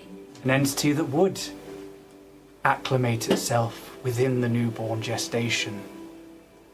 One that looks to ascend. Okay. Okay. So, well, that, okay. Oh. So we know that now, that's confirmed. But do you know whether this is going to be a good thing for the universe or a bad thing for the universe? Like, could it be like, hey, great, new god for the pantheon, worship, or is it going to be like, oh, everybody's dead? There is a wide smile. That is the bearer's job to decide. And she turns around. Child of the universe yet unknown, and begins chanting once more. I'm just going to say it. I really don't get the whole thing with like the birthing and the milking and the like, what, just be made in a tube. It's so much cleaner. Ren is like, what the fuck was that? Fucking A mess. So, right. And this lady is back to just like chanting and again, every time they get to the end of this paragraph, you feel that power pull for those that could sense it before. Did she look at all of us when she said bearers? well, that us. Welcome to the shit show. I didn't even. Did I see an orb? You've seen. You have, yeah. I you did. have See, seen yeah, them. I did see them. For like a I didn't day. touch them though, did I? No, fascinating. Well, You might have said there was shit going off in the background still. Yeah. I was like, yeah, alright, fuck it, I've got to fucking either nip this in the bud or carry it on. Do you know what? I'm gonna say it. Fuck Vorag. Fuck Skelken for bringing this shit to our door. Oh, 100%. Fuck them. And they've just fucking fucked off or fucking died. Yep. Yeah, what's that? Our elf's here. Right. And we're gonna get to break. Yeah, brilliant. We'll see you in about 10 minutes time, guys. Ah! And we are back. How you guys doing? Nervous. I've never been so nervous about a fucking RP session. I think Me it's just 'cause too. We thought we were done with it. Yeah. I But did. it's Ian, and he's one of those lovely DMs who just keeps the world turning beyond, which I really fully appreciate and love, but also... There is something to be said with you guys being like, we're dropping this, and that's fine. But I'm not gonna But I'm not cutting off the ties Yes. to it whatsoever. I need to keep that going Yeah. because it's been running the entire campaign. If I just cut that, Yeah. it wouldn't be fair on you guys. I've been purposely withholding information until today. So we let the go Exactly. You can still do whatever you want. I just have purposefully not overloaded your quest log for very good reasons. We've done enough of that ourselves. Exactly. So Yes, now. yeah, it'll be all on you for that one. But Legend. the world doesn't stop turning. Which again, even if you guys are like, we've spoken to them, sweet, yeah, crack on. Because you don't know what's going to happen. Whichever route you take, something is always moving. And, I enjoy watching you guys make the choices. It's kind of part of the game, realistically, for me. Because you are setting up for campaign 2. All of this Wild. will go into whatever happens with Starfinder next. All of this will be a not with these characters obviously and stuff like that, but obviously whatever happens within this world, Will influence. right? Yeah. Interesting. Oh, Pez becomes the first truly immortal being. And I will let you know now, there's a reason for that. Because Starfinder 2E has announced, it is out, even from the start of their first playtest module, a cosmic birthday, Yeah. which is Octurne hatching. Yeah. I didn't intend that when Yeah. we first started the campaign. It's just like that happened. It's just how it happened. That's wild. So I have to play this out. Yeah. Yep. Yeah. Okay. So we should probably jump back in and talk more about this in the Drift debrief. Leave on YouTube. Calm down. As Ren comes back, our Elsia. Okay. Since we're not getting much more out of the midwife, Yeah, please take us On away. to the elf. Yep. Away from the midwife and on to the elf. Getting the law, that makes us feel sad. Into the thick of it. well, let's get into the elevator first person. Shutters go up, shutters go down. And you begin the journey back up through the spike. That was a lot. The fuck was that? Yeah, I was like, There's a Histoki in the system. small creatures running about. There's someone in the pipes. The Ida? plumbing. They're using the plumbing. So what do you make of it? Stressful. Yeah. I don't want it. No. I don't want it. I didn't like the line, "That's for you to bear." Yeah. Yeah. Yeah, no, hate We were that. trying to offload that for a reason. Yeah, we were just like, no, thank you. Yeah. I hope our Elvish delegation or delegate knows more about what that means. Well, they should, Apparently shouldn't they they? do, yes. Well, the idea that the fate of whether a god is good or bad lies solely in the hands of 4 individuals. That's what she asked for as well. Exactly. Yes. This is incredibly irresponsible. The child. Exactly. We have a child. We have a former criminal turned steward. We have a lab rat. And Kaz. A former criminal. A That's it, former is it? experimented Yeah. deep sleeper agent. This is not the key demographic for influencing a god. It's certainly not Or what I maybe signed it up is. for, but But look at the good you've all done.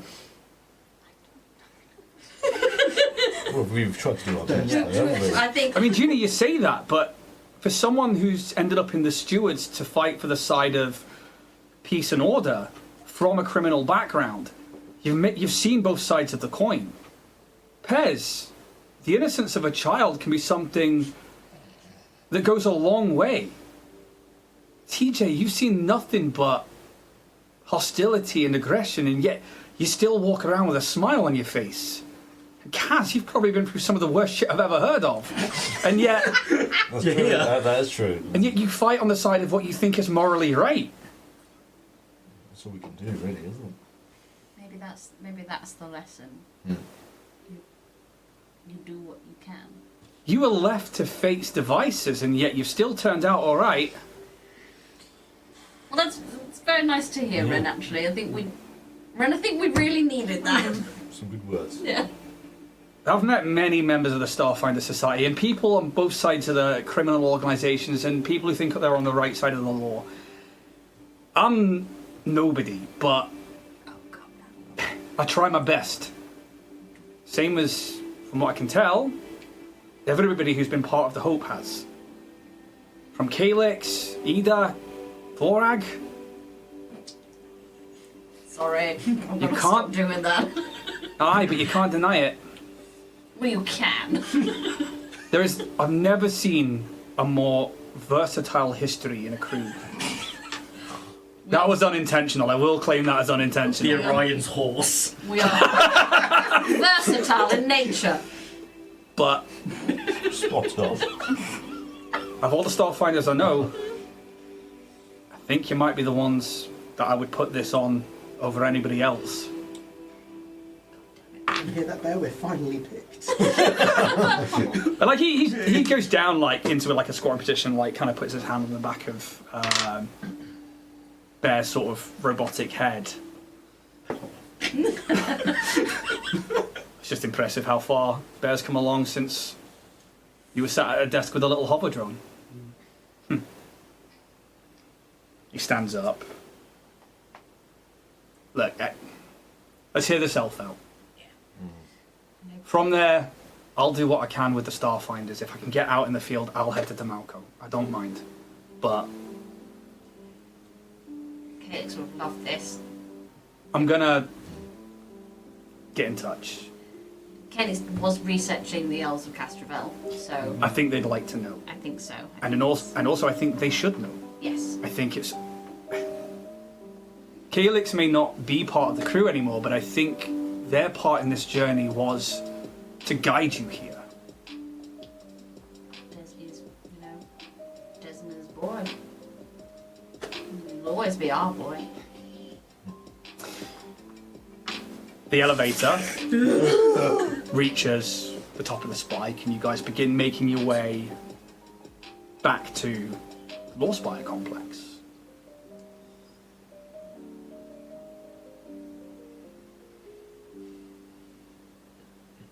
Ren takes a few individual calls on this trip, and you can hear him talking about the logistics of Elvish delegations and where they would be. There is a place where what's the name of the kind of building? Not assemblies, but when you are from when you have sovereignty of your country on different country soil, it's like a build embassy. That's the word I'm looking for. And yeah, I went straight to cigarettes there.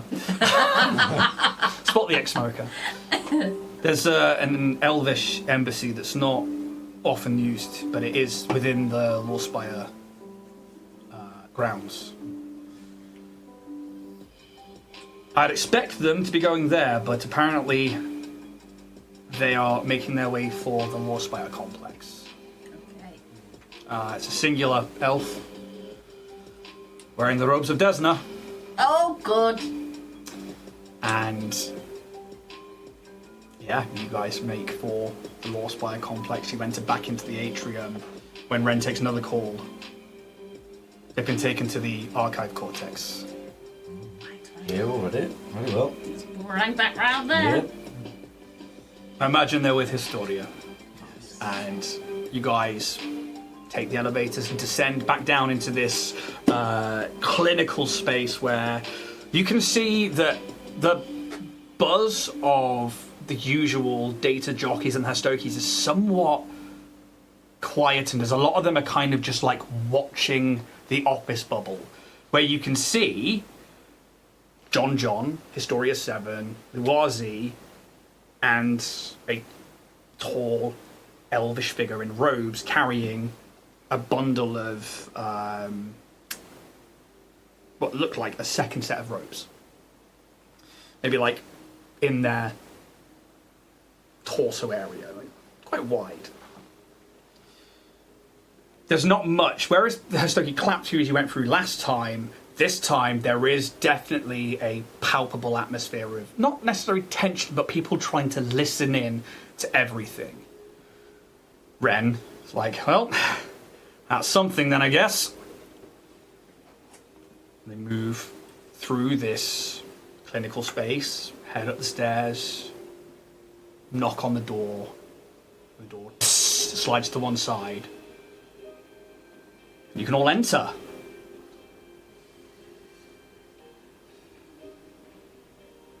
This elf wears ceremonial robes depicting butterflies with wings of stars and nebulas. Clearly a mystic disciple of Desna. They seem somewhat familiar. Maybe their facial features or bright eyes, you're not sure. But something seems like you know them in some way. Are they familiar to all of us or some of us? It's two of you. I thought so. Is it the elf that we've seen in the vision from the old Iadara days? You can give me a recall knowledge check. Don't fuck me. Fucked me. 8. 7. You two can give me recall knowledge checks from footage you've seen. No, I don't think that footage is in there, because it's not even in the there if I recall. No, sorry. Oh, fuck. Sorry. Yeah. Maybe a similarity, but it's not the same person. Do you know this person? I feel we know this person. But something seems like you know them in some way. There's a familiarity there, but They I have can't pinpoint it. long hair of light brown colour in a long braid that reaches down most of their back. They have long bangs that fall down over their bright green pupilless eyes and frame their almost perfect skin. In their hands, they carry a large object covered in a large cloth of the same making of their robes, but with glyphs and glowing runes hovering over the cloth as if acting like a barrier or shield around the concealed item beneath.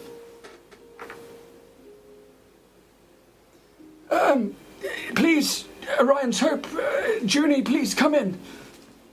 This, we are joined by Shay, a delegate from Sovereign, the elven community on Castrovel. They have asked to speak with Skelkinshaw and Vorak Kassar.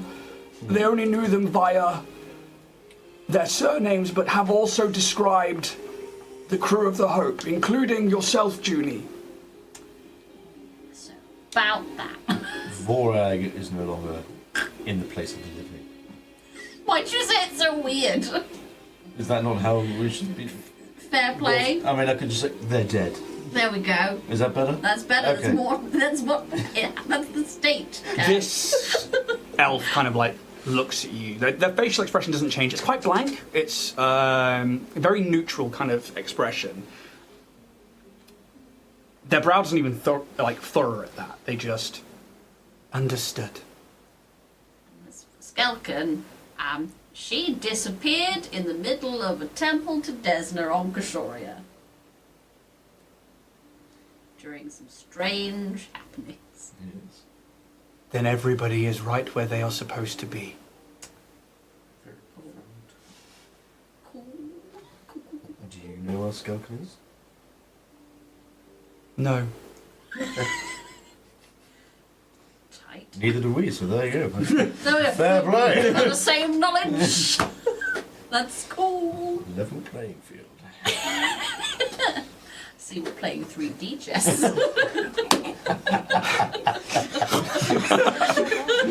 And again, their expression doesn't change. Forgive me, I am Baeus. Baeus. Baeus. Could you spell that for us, please? GM wise, it's Beiyys. It'll be some crazy elven runes, and I don't have those to That's hand. fine, just needed the phonetics. So, Shay Bayers? Shabazz! Shabayas. Dr. Shabayas. Did you say that? Shabazz. Yeah? Why do you say that? I heard Shay just now. Yeah, John said Shay, and then you said Bayers. If I'm being I said the wrong name. I was like, I think I might have given them some information earlier on, and they just fucking recalled it out like that. No. No, I'm being Shay honest. Bayers, Yeah, Shay right. Bayers. I heard I didn't mean to say Shay. Okay. I'll explain that in a minute. Oh, Fair Bayers. Bayers, Bayers. lovely to meet you. As it is you, I come as a disciple of Desna with a message for you from the Great Shay. The Great Shay, there, right, okay. The great and powerful Shay. One of the first bearers.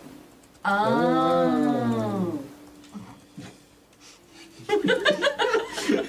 Oh. Ren does make that kind of. He's like, he's like, there's that word again. First bearers. Oh, that's why you look. But you look familiar, and that's probably why. Got it. What is why? Oh well, we just thought that you looked familiar. So you're a descendant of this Shay? Yes. We saw them in a vision.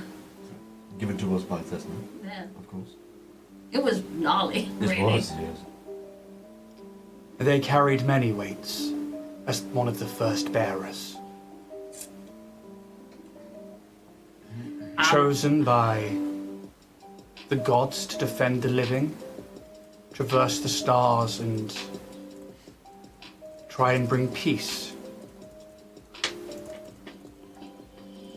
Yet some burdens transcend time, and the task of bearing is passed on. You, if my visions are correct, are the new bearers. So we've been told.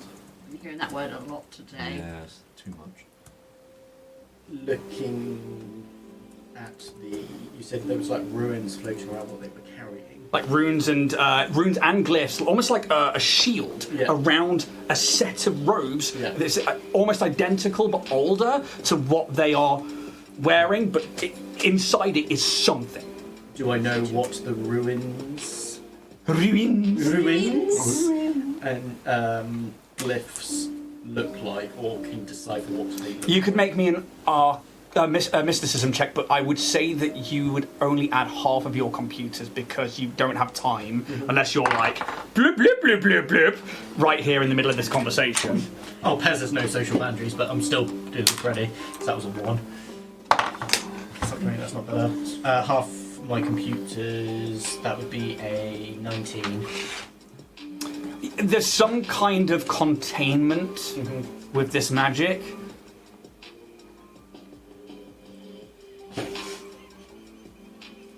Hungry. Just a little hungry, Bears. You carry on. Yes. Bears, would you like some cake? We always have cake when we're in this office. No. It's John John's 110th birthday. Cake, do you need? I know, I'm Bears? Yes, please. Bears will have Please carry on. Do not let this stop you.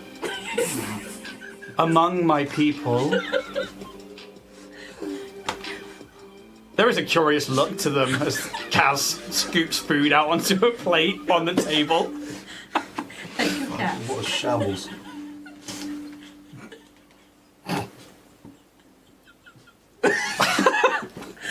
I love the idea that Kaz is doing this, and the blank expression are just watching, like emotionless. He's learning. It's my first time cutting a cake, as you can see. He only saw a film for the first time yesterday. I was watching the Great Picture. Bears, do you want some? No, Oh, very well. I am not Thought I'd just check. hungry, thank you. I bring the words of our ancestors. Our people, when of such import as the bearers are kept within a tomb in Loskilua on Ukalam. You can make you can make culture checks. All of you can there. Pact Worlds as well will come into this. Oh, sick. 30. Natural one. Oh, 26. My brain can't do maths. Give me a second. 33.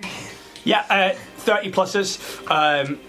Loskilua is a region within a mountains on Ukalam, which is a continent on Castrobel, quite far away from Sovereign.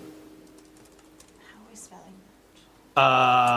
Fuck me. I wrote it down I'm spelling phonetically. phonetically. Yeah. Oh, if it's phonetic, yeah, that's fine. I mean, I can actually get the Pact Worlds book out for you.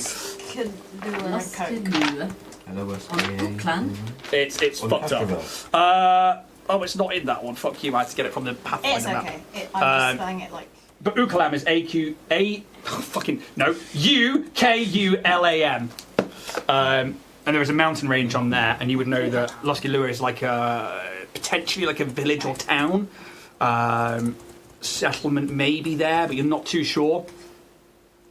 Our ancestors are interred in a tomb there so that their words may be kept forever. Usually one would have to make quite the pilgrimage to hear their words after their passing. And they walk over to Historia's desk and they remove this object from where their chest is and place it down, and there is an audible like thunk as they put it onto the desk, and you can see it is a set of robes that is enshrouding whatever this almost cylindrical object is.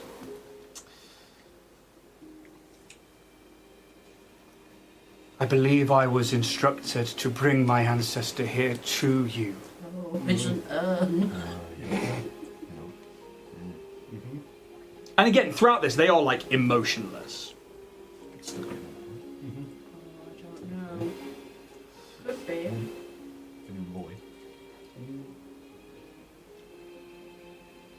We called an orb Roy because we couldn't keep calling it orb because it has some sentience. It's a whole thing. Yes. What's in the rope? The message. Right. Could we hear it? Can we Yes. see it? The slim elven form of Baius begins to move forwards towards the desk of Historia 7, holding in their hands this close to their torso this mysterious object that they've now put onto the thing, because I didn't realise I'd done that bit, and then I fucking read it.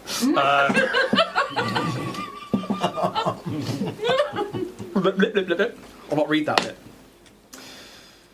They take a step back, and with it they pull on a cord that releases that cowl of the same robes worn by Baius. And as the robes fall away, the magic around this guarded object shatter like glass and fall away to the ground. But instead of reaching the floor, you watch as each individual shard bursts open, and erupting from them butterflies with deep starfield wings that flutter and fly upwards, disappearing into the very atmosphere around you. And for a moment you are taken aback and watch as this unfolds around the room until the very last one flutters out of existence and your eyes slowly return to the table.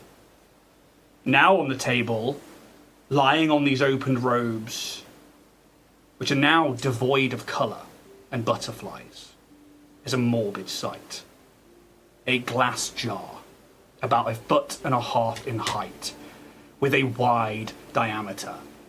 At its base and top, arcane-powered technology that seems to be blinking away with readings and levels, but the most obvious and haunting image is that of an elderly elven head suspended inside what must be some thick embalming fluid.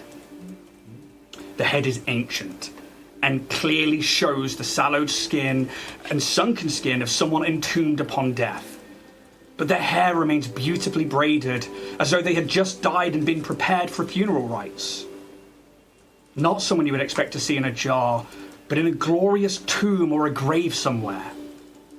A few tubes and cannulas clearly placed in uncomfortable places around the cleanly cut neck of this ancient figure pump with different fluids and viscous matter, potentially keeping this head from decaying further. Baius once more reaches out and this time presses a button on the carrier vessel's base, and the top opens on a hinge. The smell is acrid, one of decay and embalming fluid, and it hits the back of the throat and clings to the tongue. As Baius places both hands into the vessel, and you hear the squelching of their delicate elven fingers breaking the surface tension of some jelly-like substance. This is... The air cascading in behind their prying hands as they reach further down and begin to unhook the tubes and cannulas, until finally, with an almighty gurgling sound, the head is being removed from the semi-viscous substance until it is free, with a final... And Baius places it onto a section of the robes next to the jar, facing out from the table towards all of you, and steps back a few places, placing themselves slightly behind you. Cake is lovely. Wow, well, okay. Okay. I wasn't expecting this. You like look around the room and everybody is like, what the fuck? This is new. Is this Hello? As soon as you say hello. Is this Shay? The eyes burst openly, and instantly the room darkens. The ceiling above you fills with stars and nebulas spiraling around you all, beginning to reach out further and further than the room you stand in, and it seems to reach out to infinity. The eyes burst with starlight as the mouth begins to move, and as the bodiless head begins to spill forth and speak what sounds as first to be an elvish, yet you all understand every single word. They come, the ones who bear the quiet power to preserve the child of tomorrow, forged in the wandering crucible of starfarers birthed near the universe's openly glowing heart. Dream chasers, past haunted, future bound, unaware of the threads already tightening around their fates. Gathered by the blood of Vesta's line, sealed by the oath of Kassar's ancient promise, they walk without knowledge of godhood's weight, yet mortal hunger coils around them golden shadows of wealth, binding their hands and hearts as kinship grows. But their true path lies far from the riches that look to destroy them, and deep within a cistern mourning its dying sun. There, beneath the sky stained red, and across the land burned barren, they must stand against mortals who reach towards immortality with grasping perilous hands. For should these seekers ascend the forbidden heights of divinity, the newborn siblings of the Pantheon will fall, and with it the balance of the planes and all. The head lets out an almighty sigh, like a final breath, and lolls back as if it was still attached to some invisible body. The table it once sat on is now completely gone, as well as the room of the people around you. You look around and you see no office, no archive cortex, no law spire complex, but the galaxy, vast and ancient. You float there, the four of you, with minds all connected.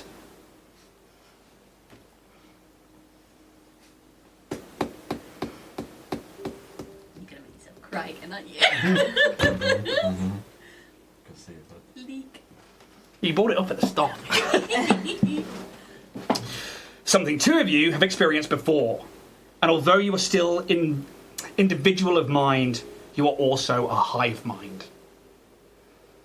You look to each other, connected with threads of aether and gold, surrounded by a solar system where not far from the sun sits a small blue gemstone.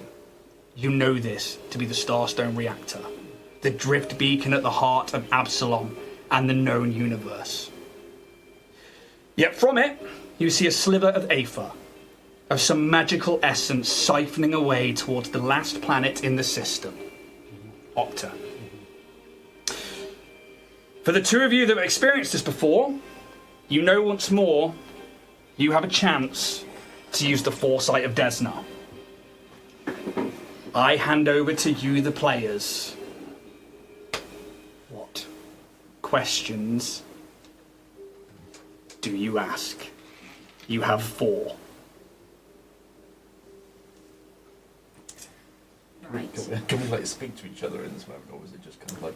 I guess like Mechanically, you are hive-minded. Yeah. You do still have your individual mind, Yeah. just like you did before, but now you know that time isn't the same now. Like, you, above table, fucking right, you can absolutely talk to each other. Yeah. Like, I'm not gonna like No. make you like the first fucking question you ask. You can decide. Yeah. Cool. So, What do we want to know? what we want? What to do? What the fuck shall we do? Precise, what do we exactly need to do to make this good? Yeah. Precise instructions, please. Bullet points. Written filler. down. No verbal instructions, please. Clear pictures. We're like sort of exactly how are we to influence this Yeah. Newborn. birth?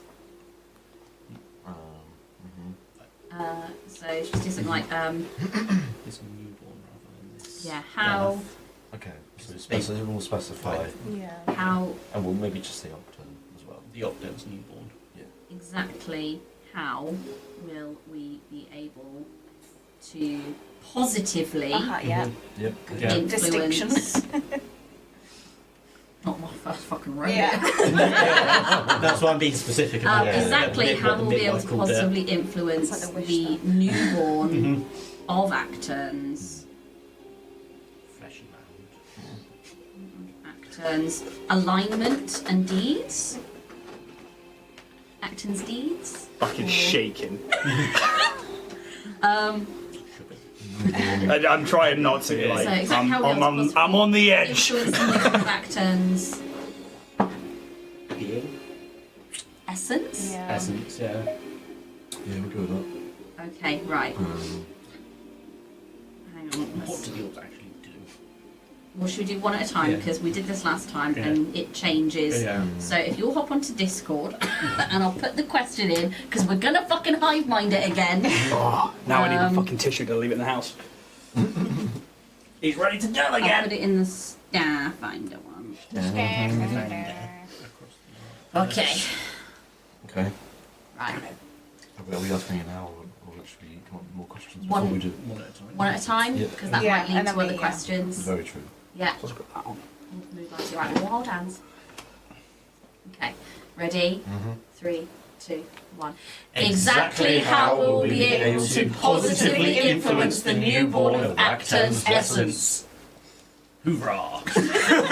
You speak as one. You see the butterfly shapes of your eyes bursting with the powers of nebulas as you begin to cascade and fall in on yourselves, and you are travelling through the cosmos, not through the drift, but through the cosmos itself at a huge velocity. You are going so fast that it's so hard to tell the direction, the speed, you don't know, but all of a sudden you end up in a system where the sun is dying, the coals are going out, you see the final embers of a sun 2 of you have seen before in person and 2 of you have seen in footage. The Dakchi system. Aval. You move towards the planet.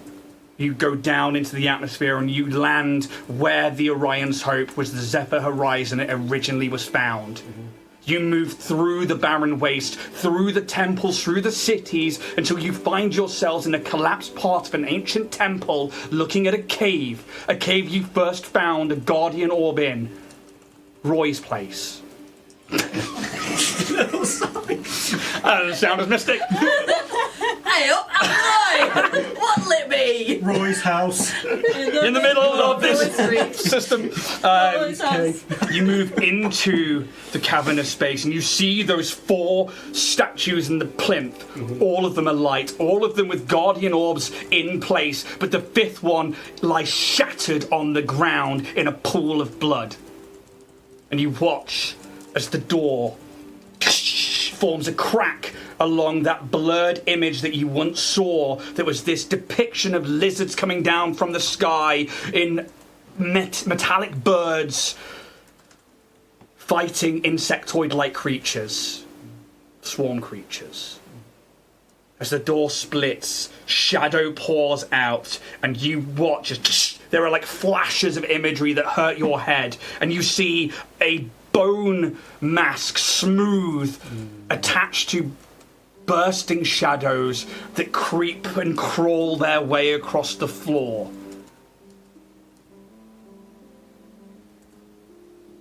You also hear the laugh of a mechanical being somewhere behind you, but it's faint. Something primal happens, and it's almost like you're wielding some kind of blade, and in this moment you slice up and you watch as the mask splits in two and falls to the ground. And the shadows fall to the ground like smoke and dissipate. And all that's left is a barren throne room filled with red sand and a chair you saw once in a vision. And as you blink, you are back in the space where four of you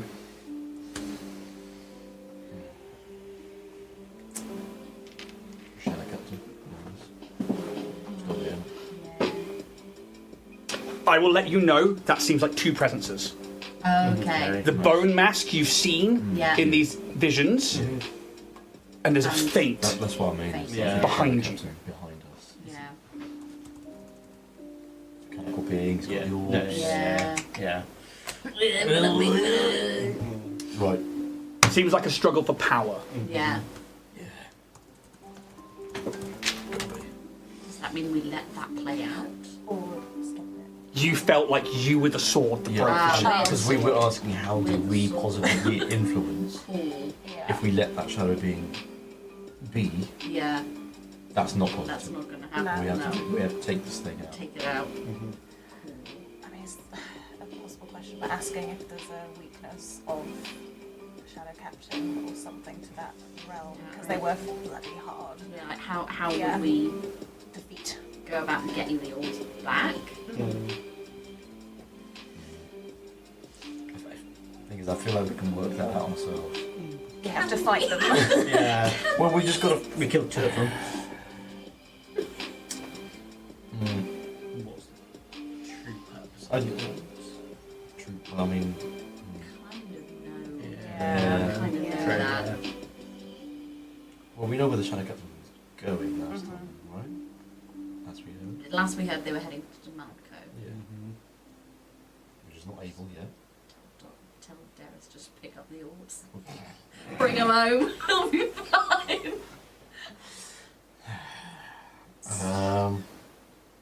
Maybe we should ask about the new being a bit more. The new being. Who is the newborn? Yeah. What is the newborn? Maybe beyond once it's hatched, what would the newborn be? Is that entirely important for us to know? I just have a feeling. Because when I've got Yeah. it's a god. The only objective we've got is to either have a good god or a bad god. Yeah. And that's down to us. We know it's going to be something that's joining the pantheon. Okay, so what's going to help us get the best information we can? Yeah. Yeah.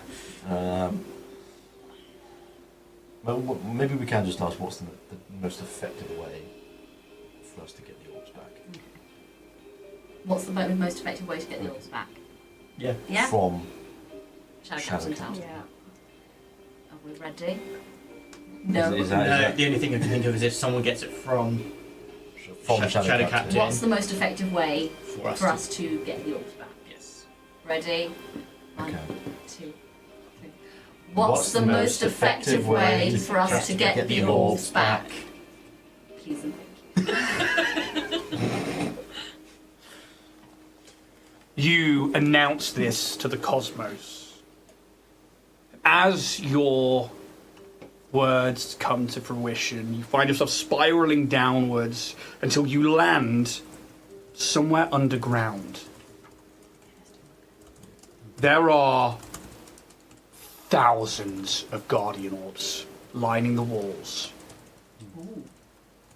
There are also data terminals, computers, modern technology, covered in dust in this fallen building? Is this a laboratory? Is this there's something scientific about it, but also arcane.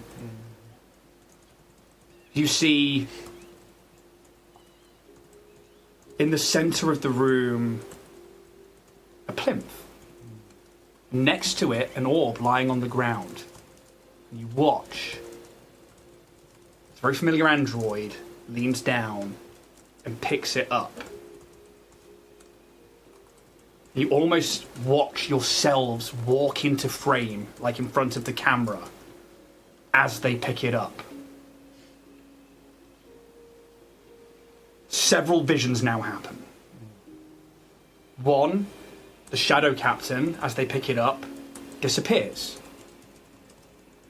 Just in a whirl of shadow, but not theirs. Another one is you all fighting the Shadow Captain. All three forms of them. In this place. And you watch yourselves die. But you also watch yourselves win. You watch the bombardment of a newly formed city from ships in the sky.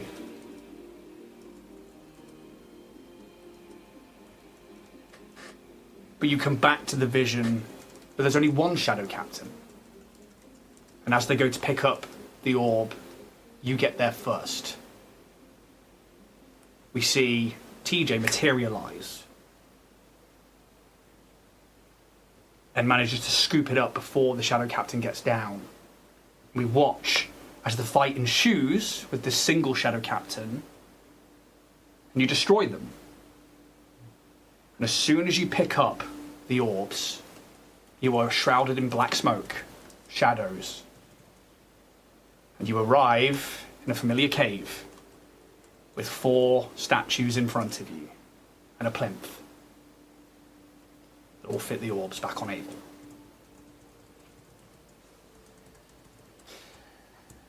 And as you blink again, you find yourself back.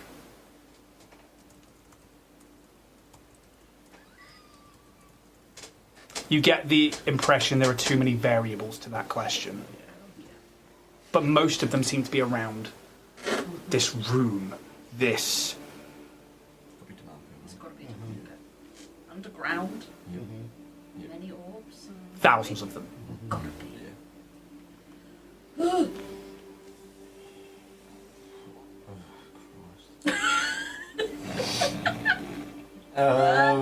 Did you get the impression from that when we got the orb first, it kind of transported us to where we needed to be? Was that or was it just kind of moving shadows of like transporting the vision onto that? I'll let you roll a mysticism check. It's got to be lively, hasn't it? 22.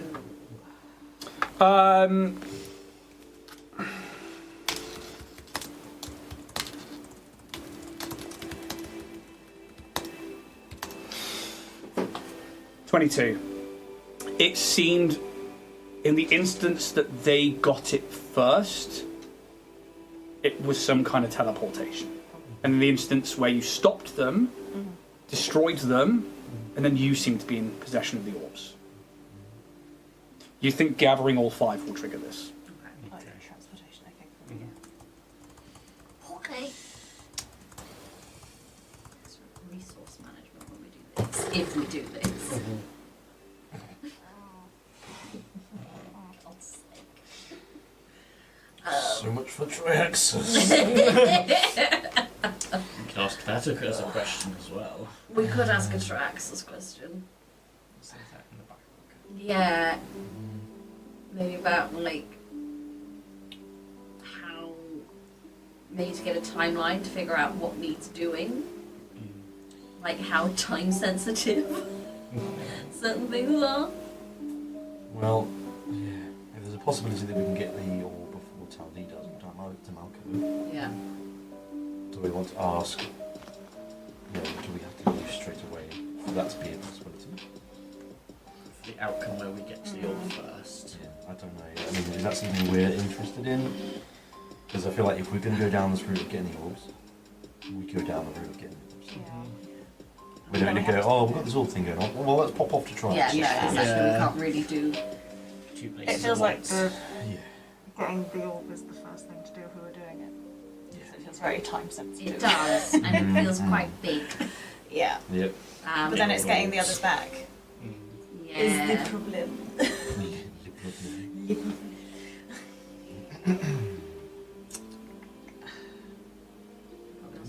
Do we want to ask questions about Taldi himself? We could do. Is it the visions we had of him picking up the orb, of it being just one of them? Yeah. Is like one of them the actual one where if you take that down, the rest go down? Like, Well, they call it the prime. Assume. I'm just, yeah. But it's also going to be harder to take down if there's one that's got 4 orbs. Yeah. He's going to have them on him as soon as he picks up that 5th. He's gone. We could ask what Taldi's biggest weakness is. It's an easy one, shall we? Like, maybe can we be more specific when we say that? Physical weakness, emotional weakness. All of the above. What's the most, I guess, like efficient way to defeat? What is the most? Shadow Captain What is Taldi. the most Yeah, Shadow Captain Tally. Yeah. most efficient way? Most efficient and effective Efficient and effective. And to effective. stop and defeat. All Shadow Captain Taldi's Stop and defeat physical forms. the entirety. Yeah. Physical or Of the entity known as non-corporeal Shadow The entity. Entities. entities are Known. yet. Dear Desna, can you make us level 20? Fucking hell. She's leveled us before. Hey, Captain. Yeah, but we did more then. if you level us up, can you do it twice? Dear Desna, for Spacemas, I'd like a level up. I've been a very, very good goblin. It's You nearly have, Christmas. actually. Yeah, see? Not all of us are monsters. Right. I'll keep to my racism, thank you. No. Wow. I've popped it in this Okay. guild. Okay. Right. That's it. Do it again. Come on. Right. Combine. 3, 2, 1. What is the most efficient and effective way to stop and defeat the entirety of the entities known as Shadow Captain Tal D?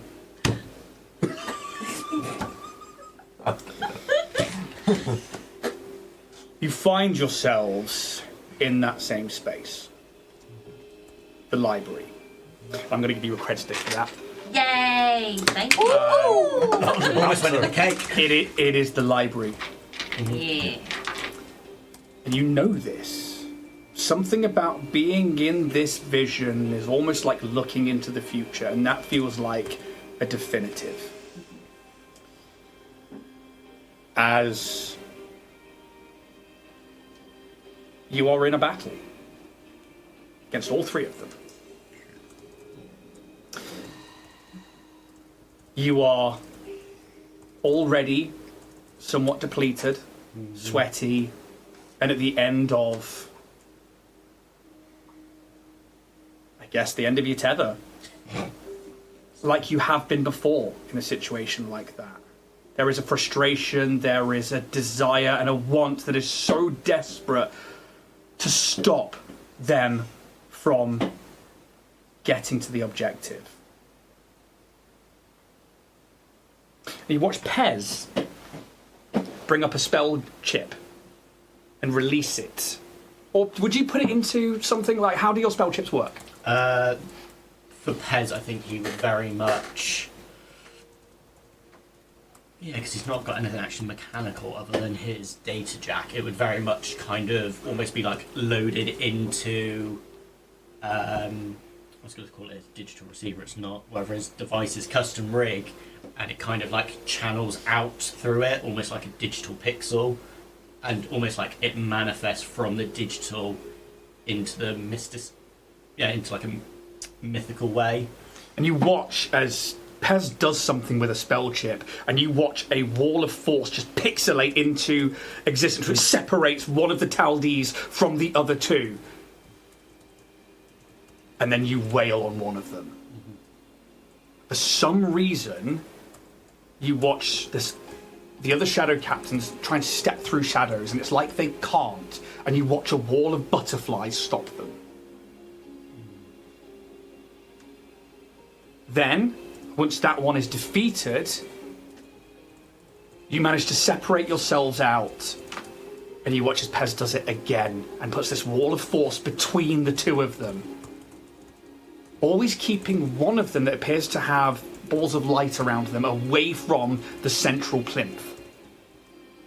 And again, you wail on the second one, till there's only one left.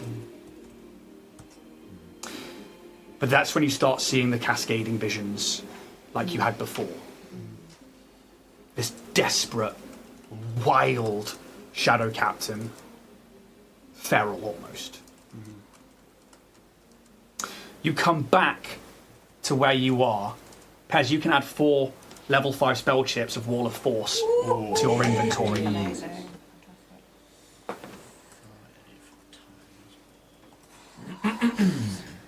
Okay. One more then. Should we ask about Triaxis? This feels like an opportunity to get information. Because it doesn't seem like there's any more that we need to get from Yeah. all the stuff. We just need to decide whether we're going down this route or not, which it seems like we might Kind of feels like Desmond's got ideas. do. Yeah.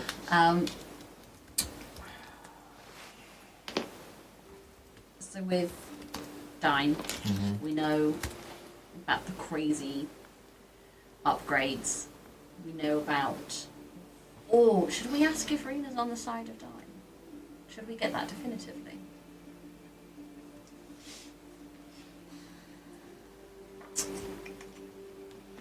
It'd be useful. Will that help to make a decision? Or have we kind of made a decision anyway? Yeah, we I think we kind of made a haven't we? decision. Yeah. But it would be helpful to know if that's a player we need to be aware of. Yeah.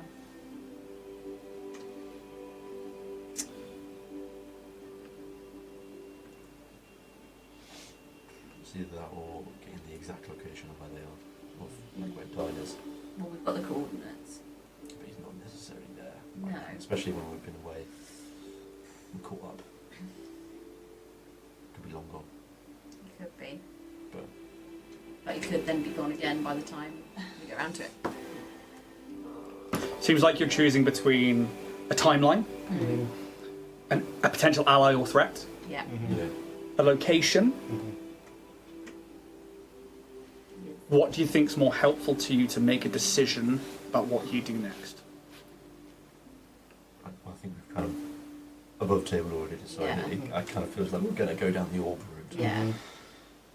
It feels like the consequences of not orbing is more than the Yeah. consequences of not Yeah. Yeah. dying. That's what's going to happen next. Yeah. Which is again more time than we're not going to Triaxis. You could ask about the consequences of if you do one before the other. Then we Yeah. can get a timeline out of Yeah. it. Yeah. Yeah. So simply, what would be the consequences What would be of prioritising Warp Quest above the Malevolent Storm? Yeah. Or could you ask sort of both what would be the outcome if we prioritised? Okay, so if we go, what would be the outcomes of each situation, or what would be the outcomes of prioritising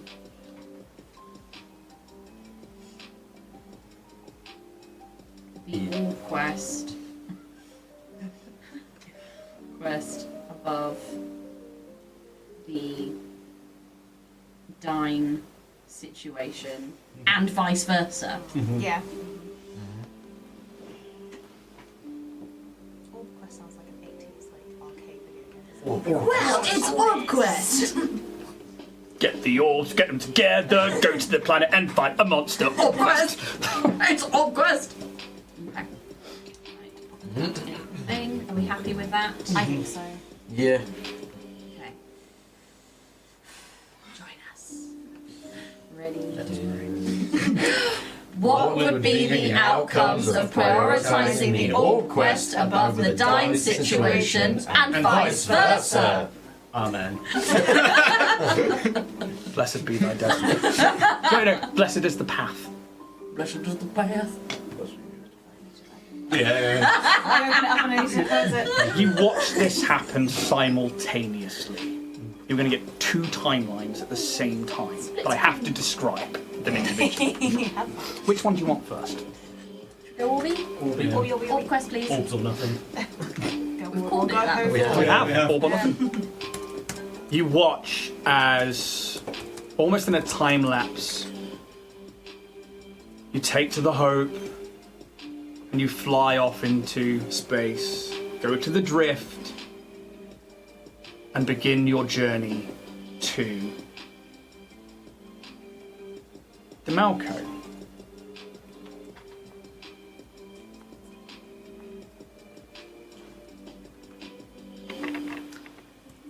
Paz, roll 3d6 for me, please. 3d6. Yeah. 2, 6, 12. Maybe good, maybe not. Divided by 2 is our engine. What's your drift engine do, please? It's just divided by 2, so half the time, 6 days. You watch as you come out of the drift around Demalco. You don't see the Scythe fleet. And you descend into orbit. You land near a settlement. And you see colossi coming. Some smaller ones, maybe younglings, 40, 50 foot in height. But you do see in the distance a larger, monstrous, 200 foot tall kaiju heading towards New Valor. Time skips forwards, and you see yourselves piloting a large mech in a fight against this being. You see yourself slaying it as this blue bioluminescent blood is like spilled across the ocean floor, this dry seabed. You watch as the Scythe fleet appears above Demalco. And an aerial bombardment starts on the city. Time skips more forwards, and you see yourselves Dera's Day, clawing through rocks and tunnels until you find an ancient stone doorway with a spherical recess inside it. Dera's Day pulls an orb, places it into the door, and the door begins to open. And inside it, you see thousands of guardian orbs. At the same time that vision goes off, you see yourselves take back to the drift. You get to Triaxis. Give me a d6, please. 2. Half to 1. Within a day. You watch yourselves. There's some, not combat, but ship to ship, not standoff, it's something maybe bureaucratic, you're not sure, but a large draconian ship seems to halt your progress for a moment, but eventually you do descend. You land in a heavy forest. You hear the roar of drakes, of dragons. You see an area of the trees come to life, and this mutation of nature and technology embroils you in some form of combat during this kind of almost time-lapse view. You then, near a facility, a warehouse, it seems abandoned, but yet there's movement inside. Yosoki. Tons of Yosoki. All acting in some drone-like way. You see yourself descending from somewhere inside this facility into a stone passageway. Narrow, with old sconces and torches lining it. Something you've seen potentially before. Or maybe I've described before. It wasn't actually a vision. I think it was that one. And you go down into a cave system. Where again, there are terminals and computers and tubes with beings inside them. Body parts. But not humanoid. Draconic. Some of them organic, some of them cybernetic, some of them nanite. There is a loud of thunder and lightning. You find yourselves back at the edge of a crater.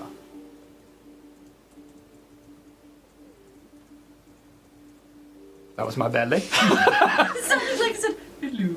It was the thunder. And you see so many friends around you. Mercenaries.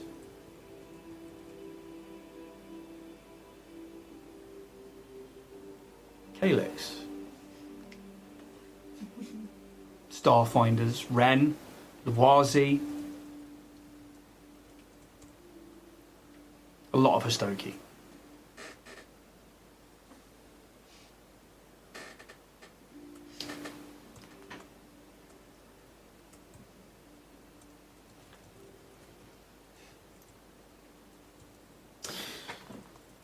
TJ.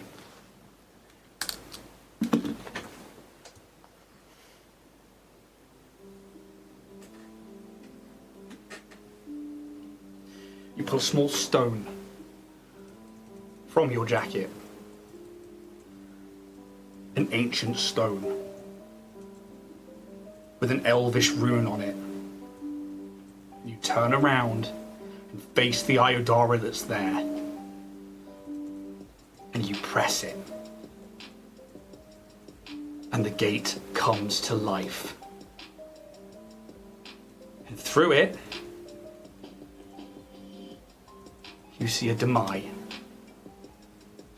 And you all step through.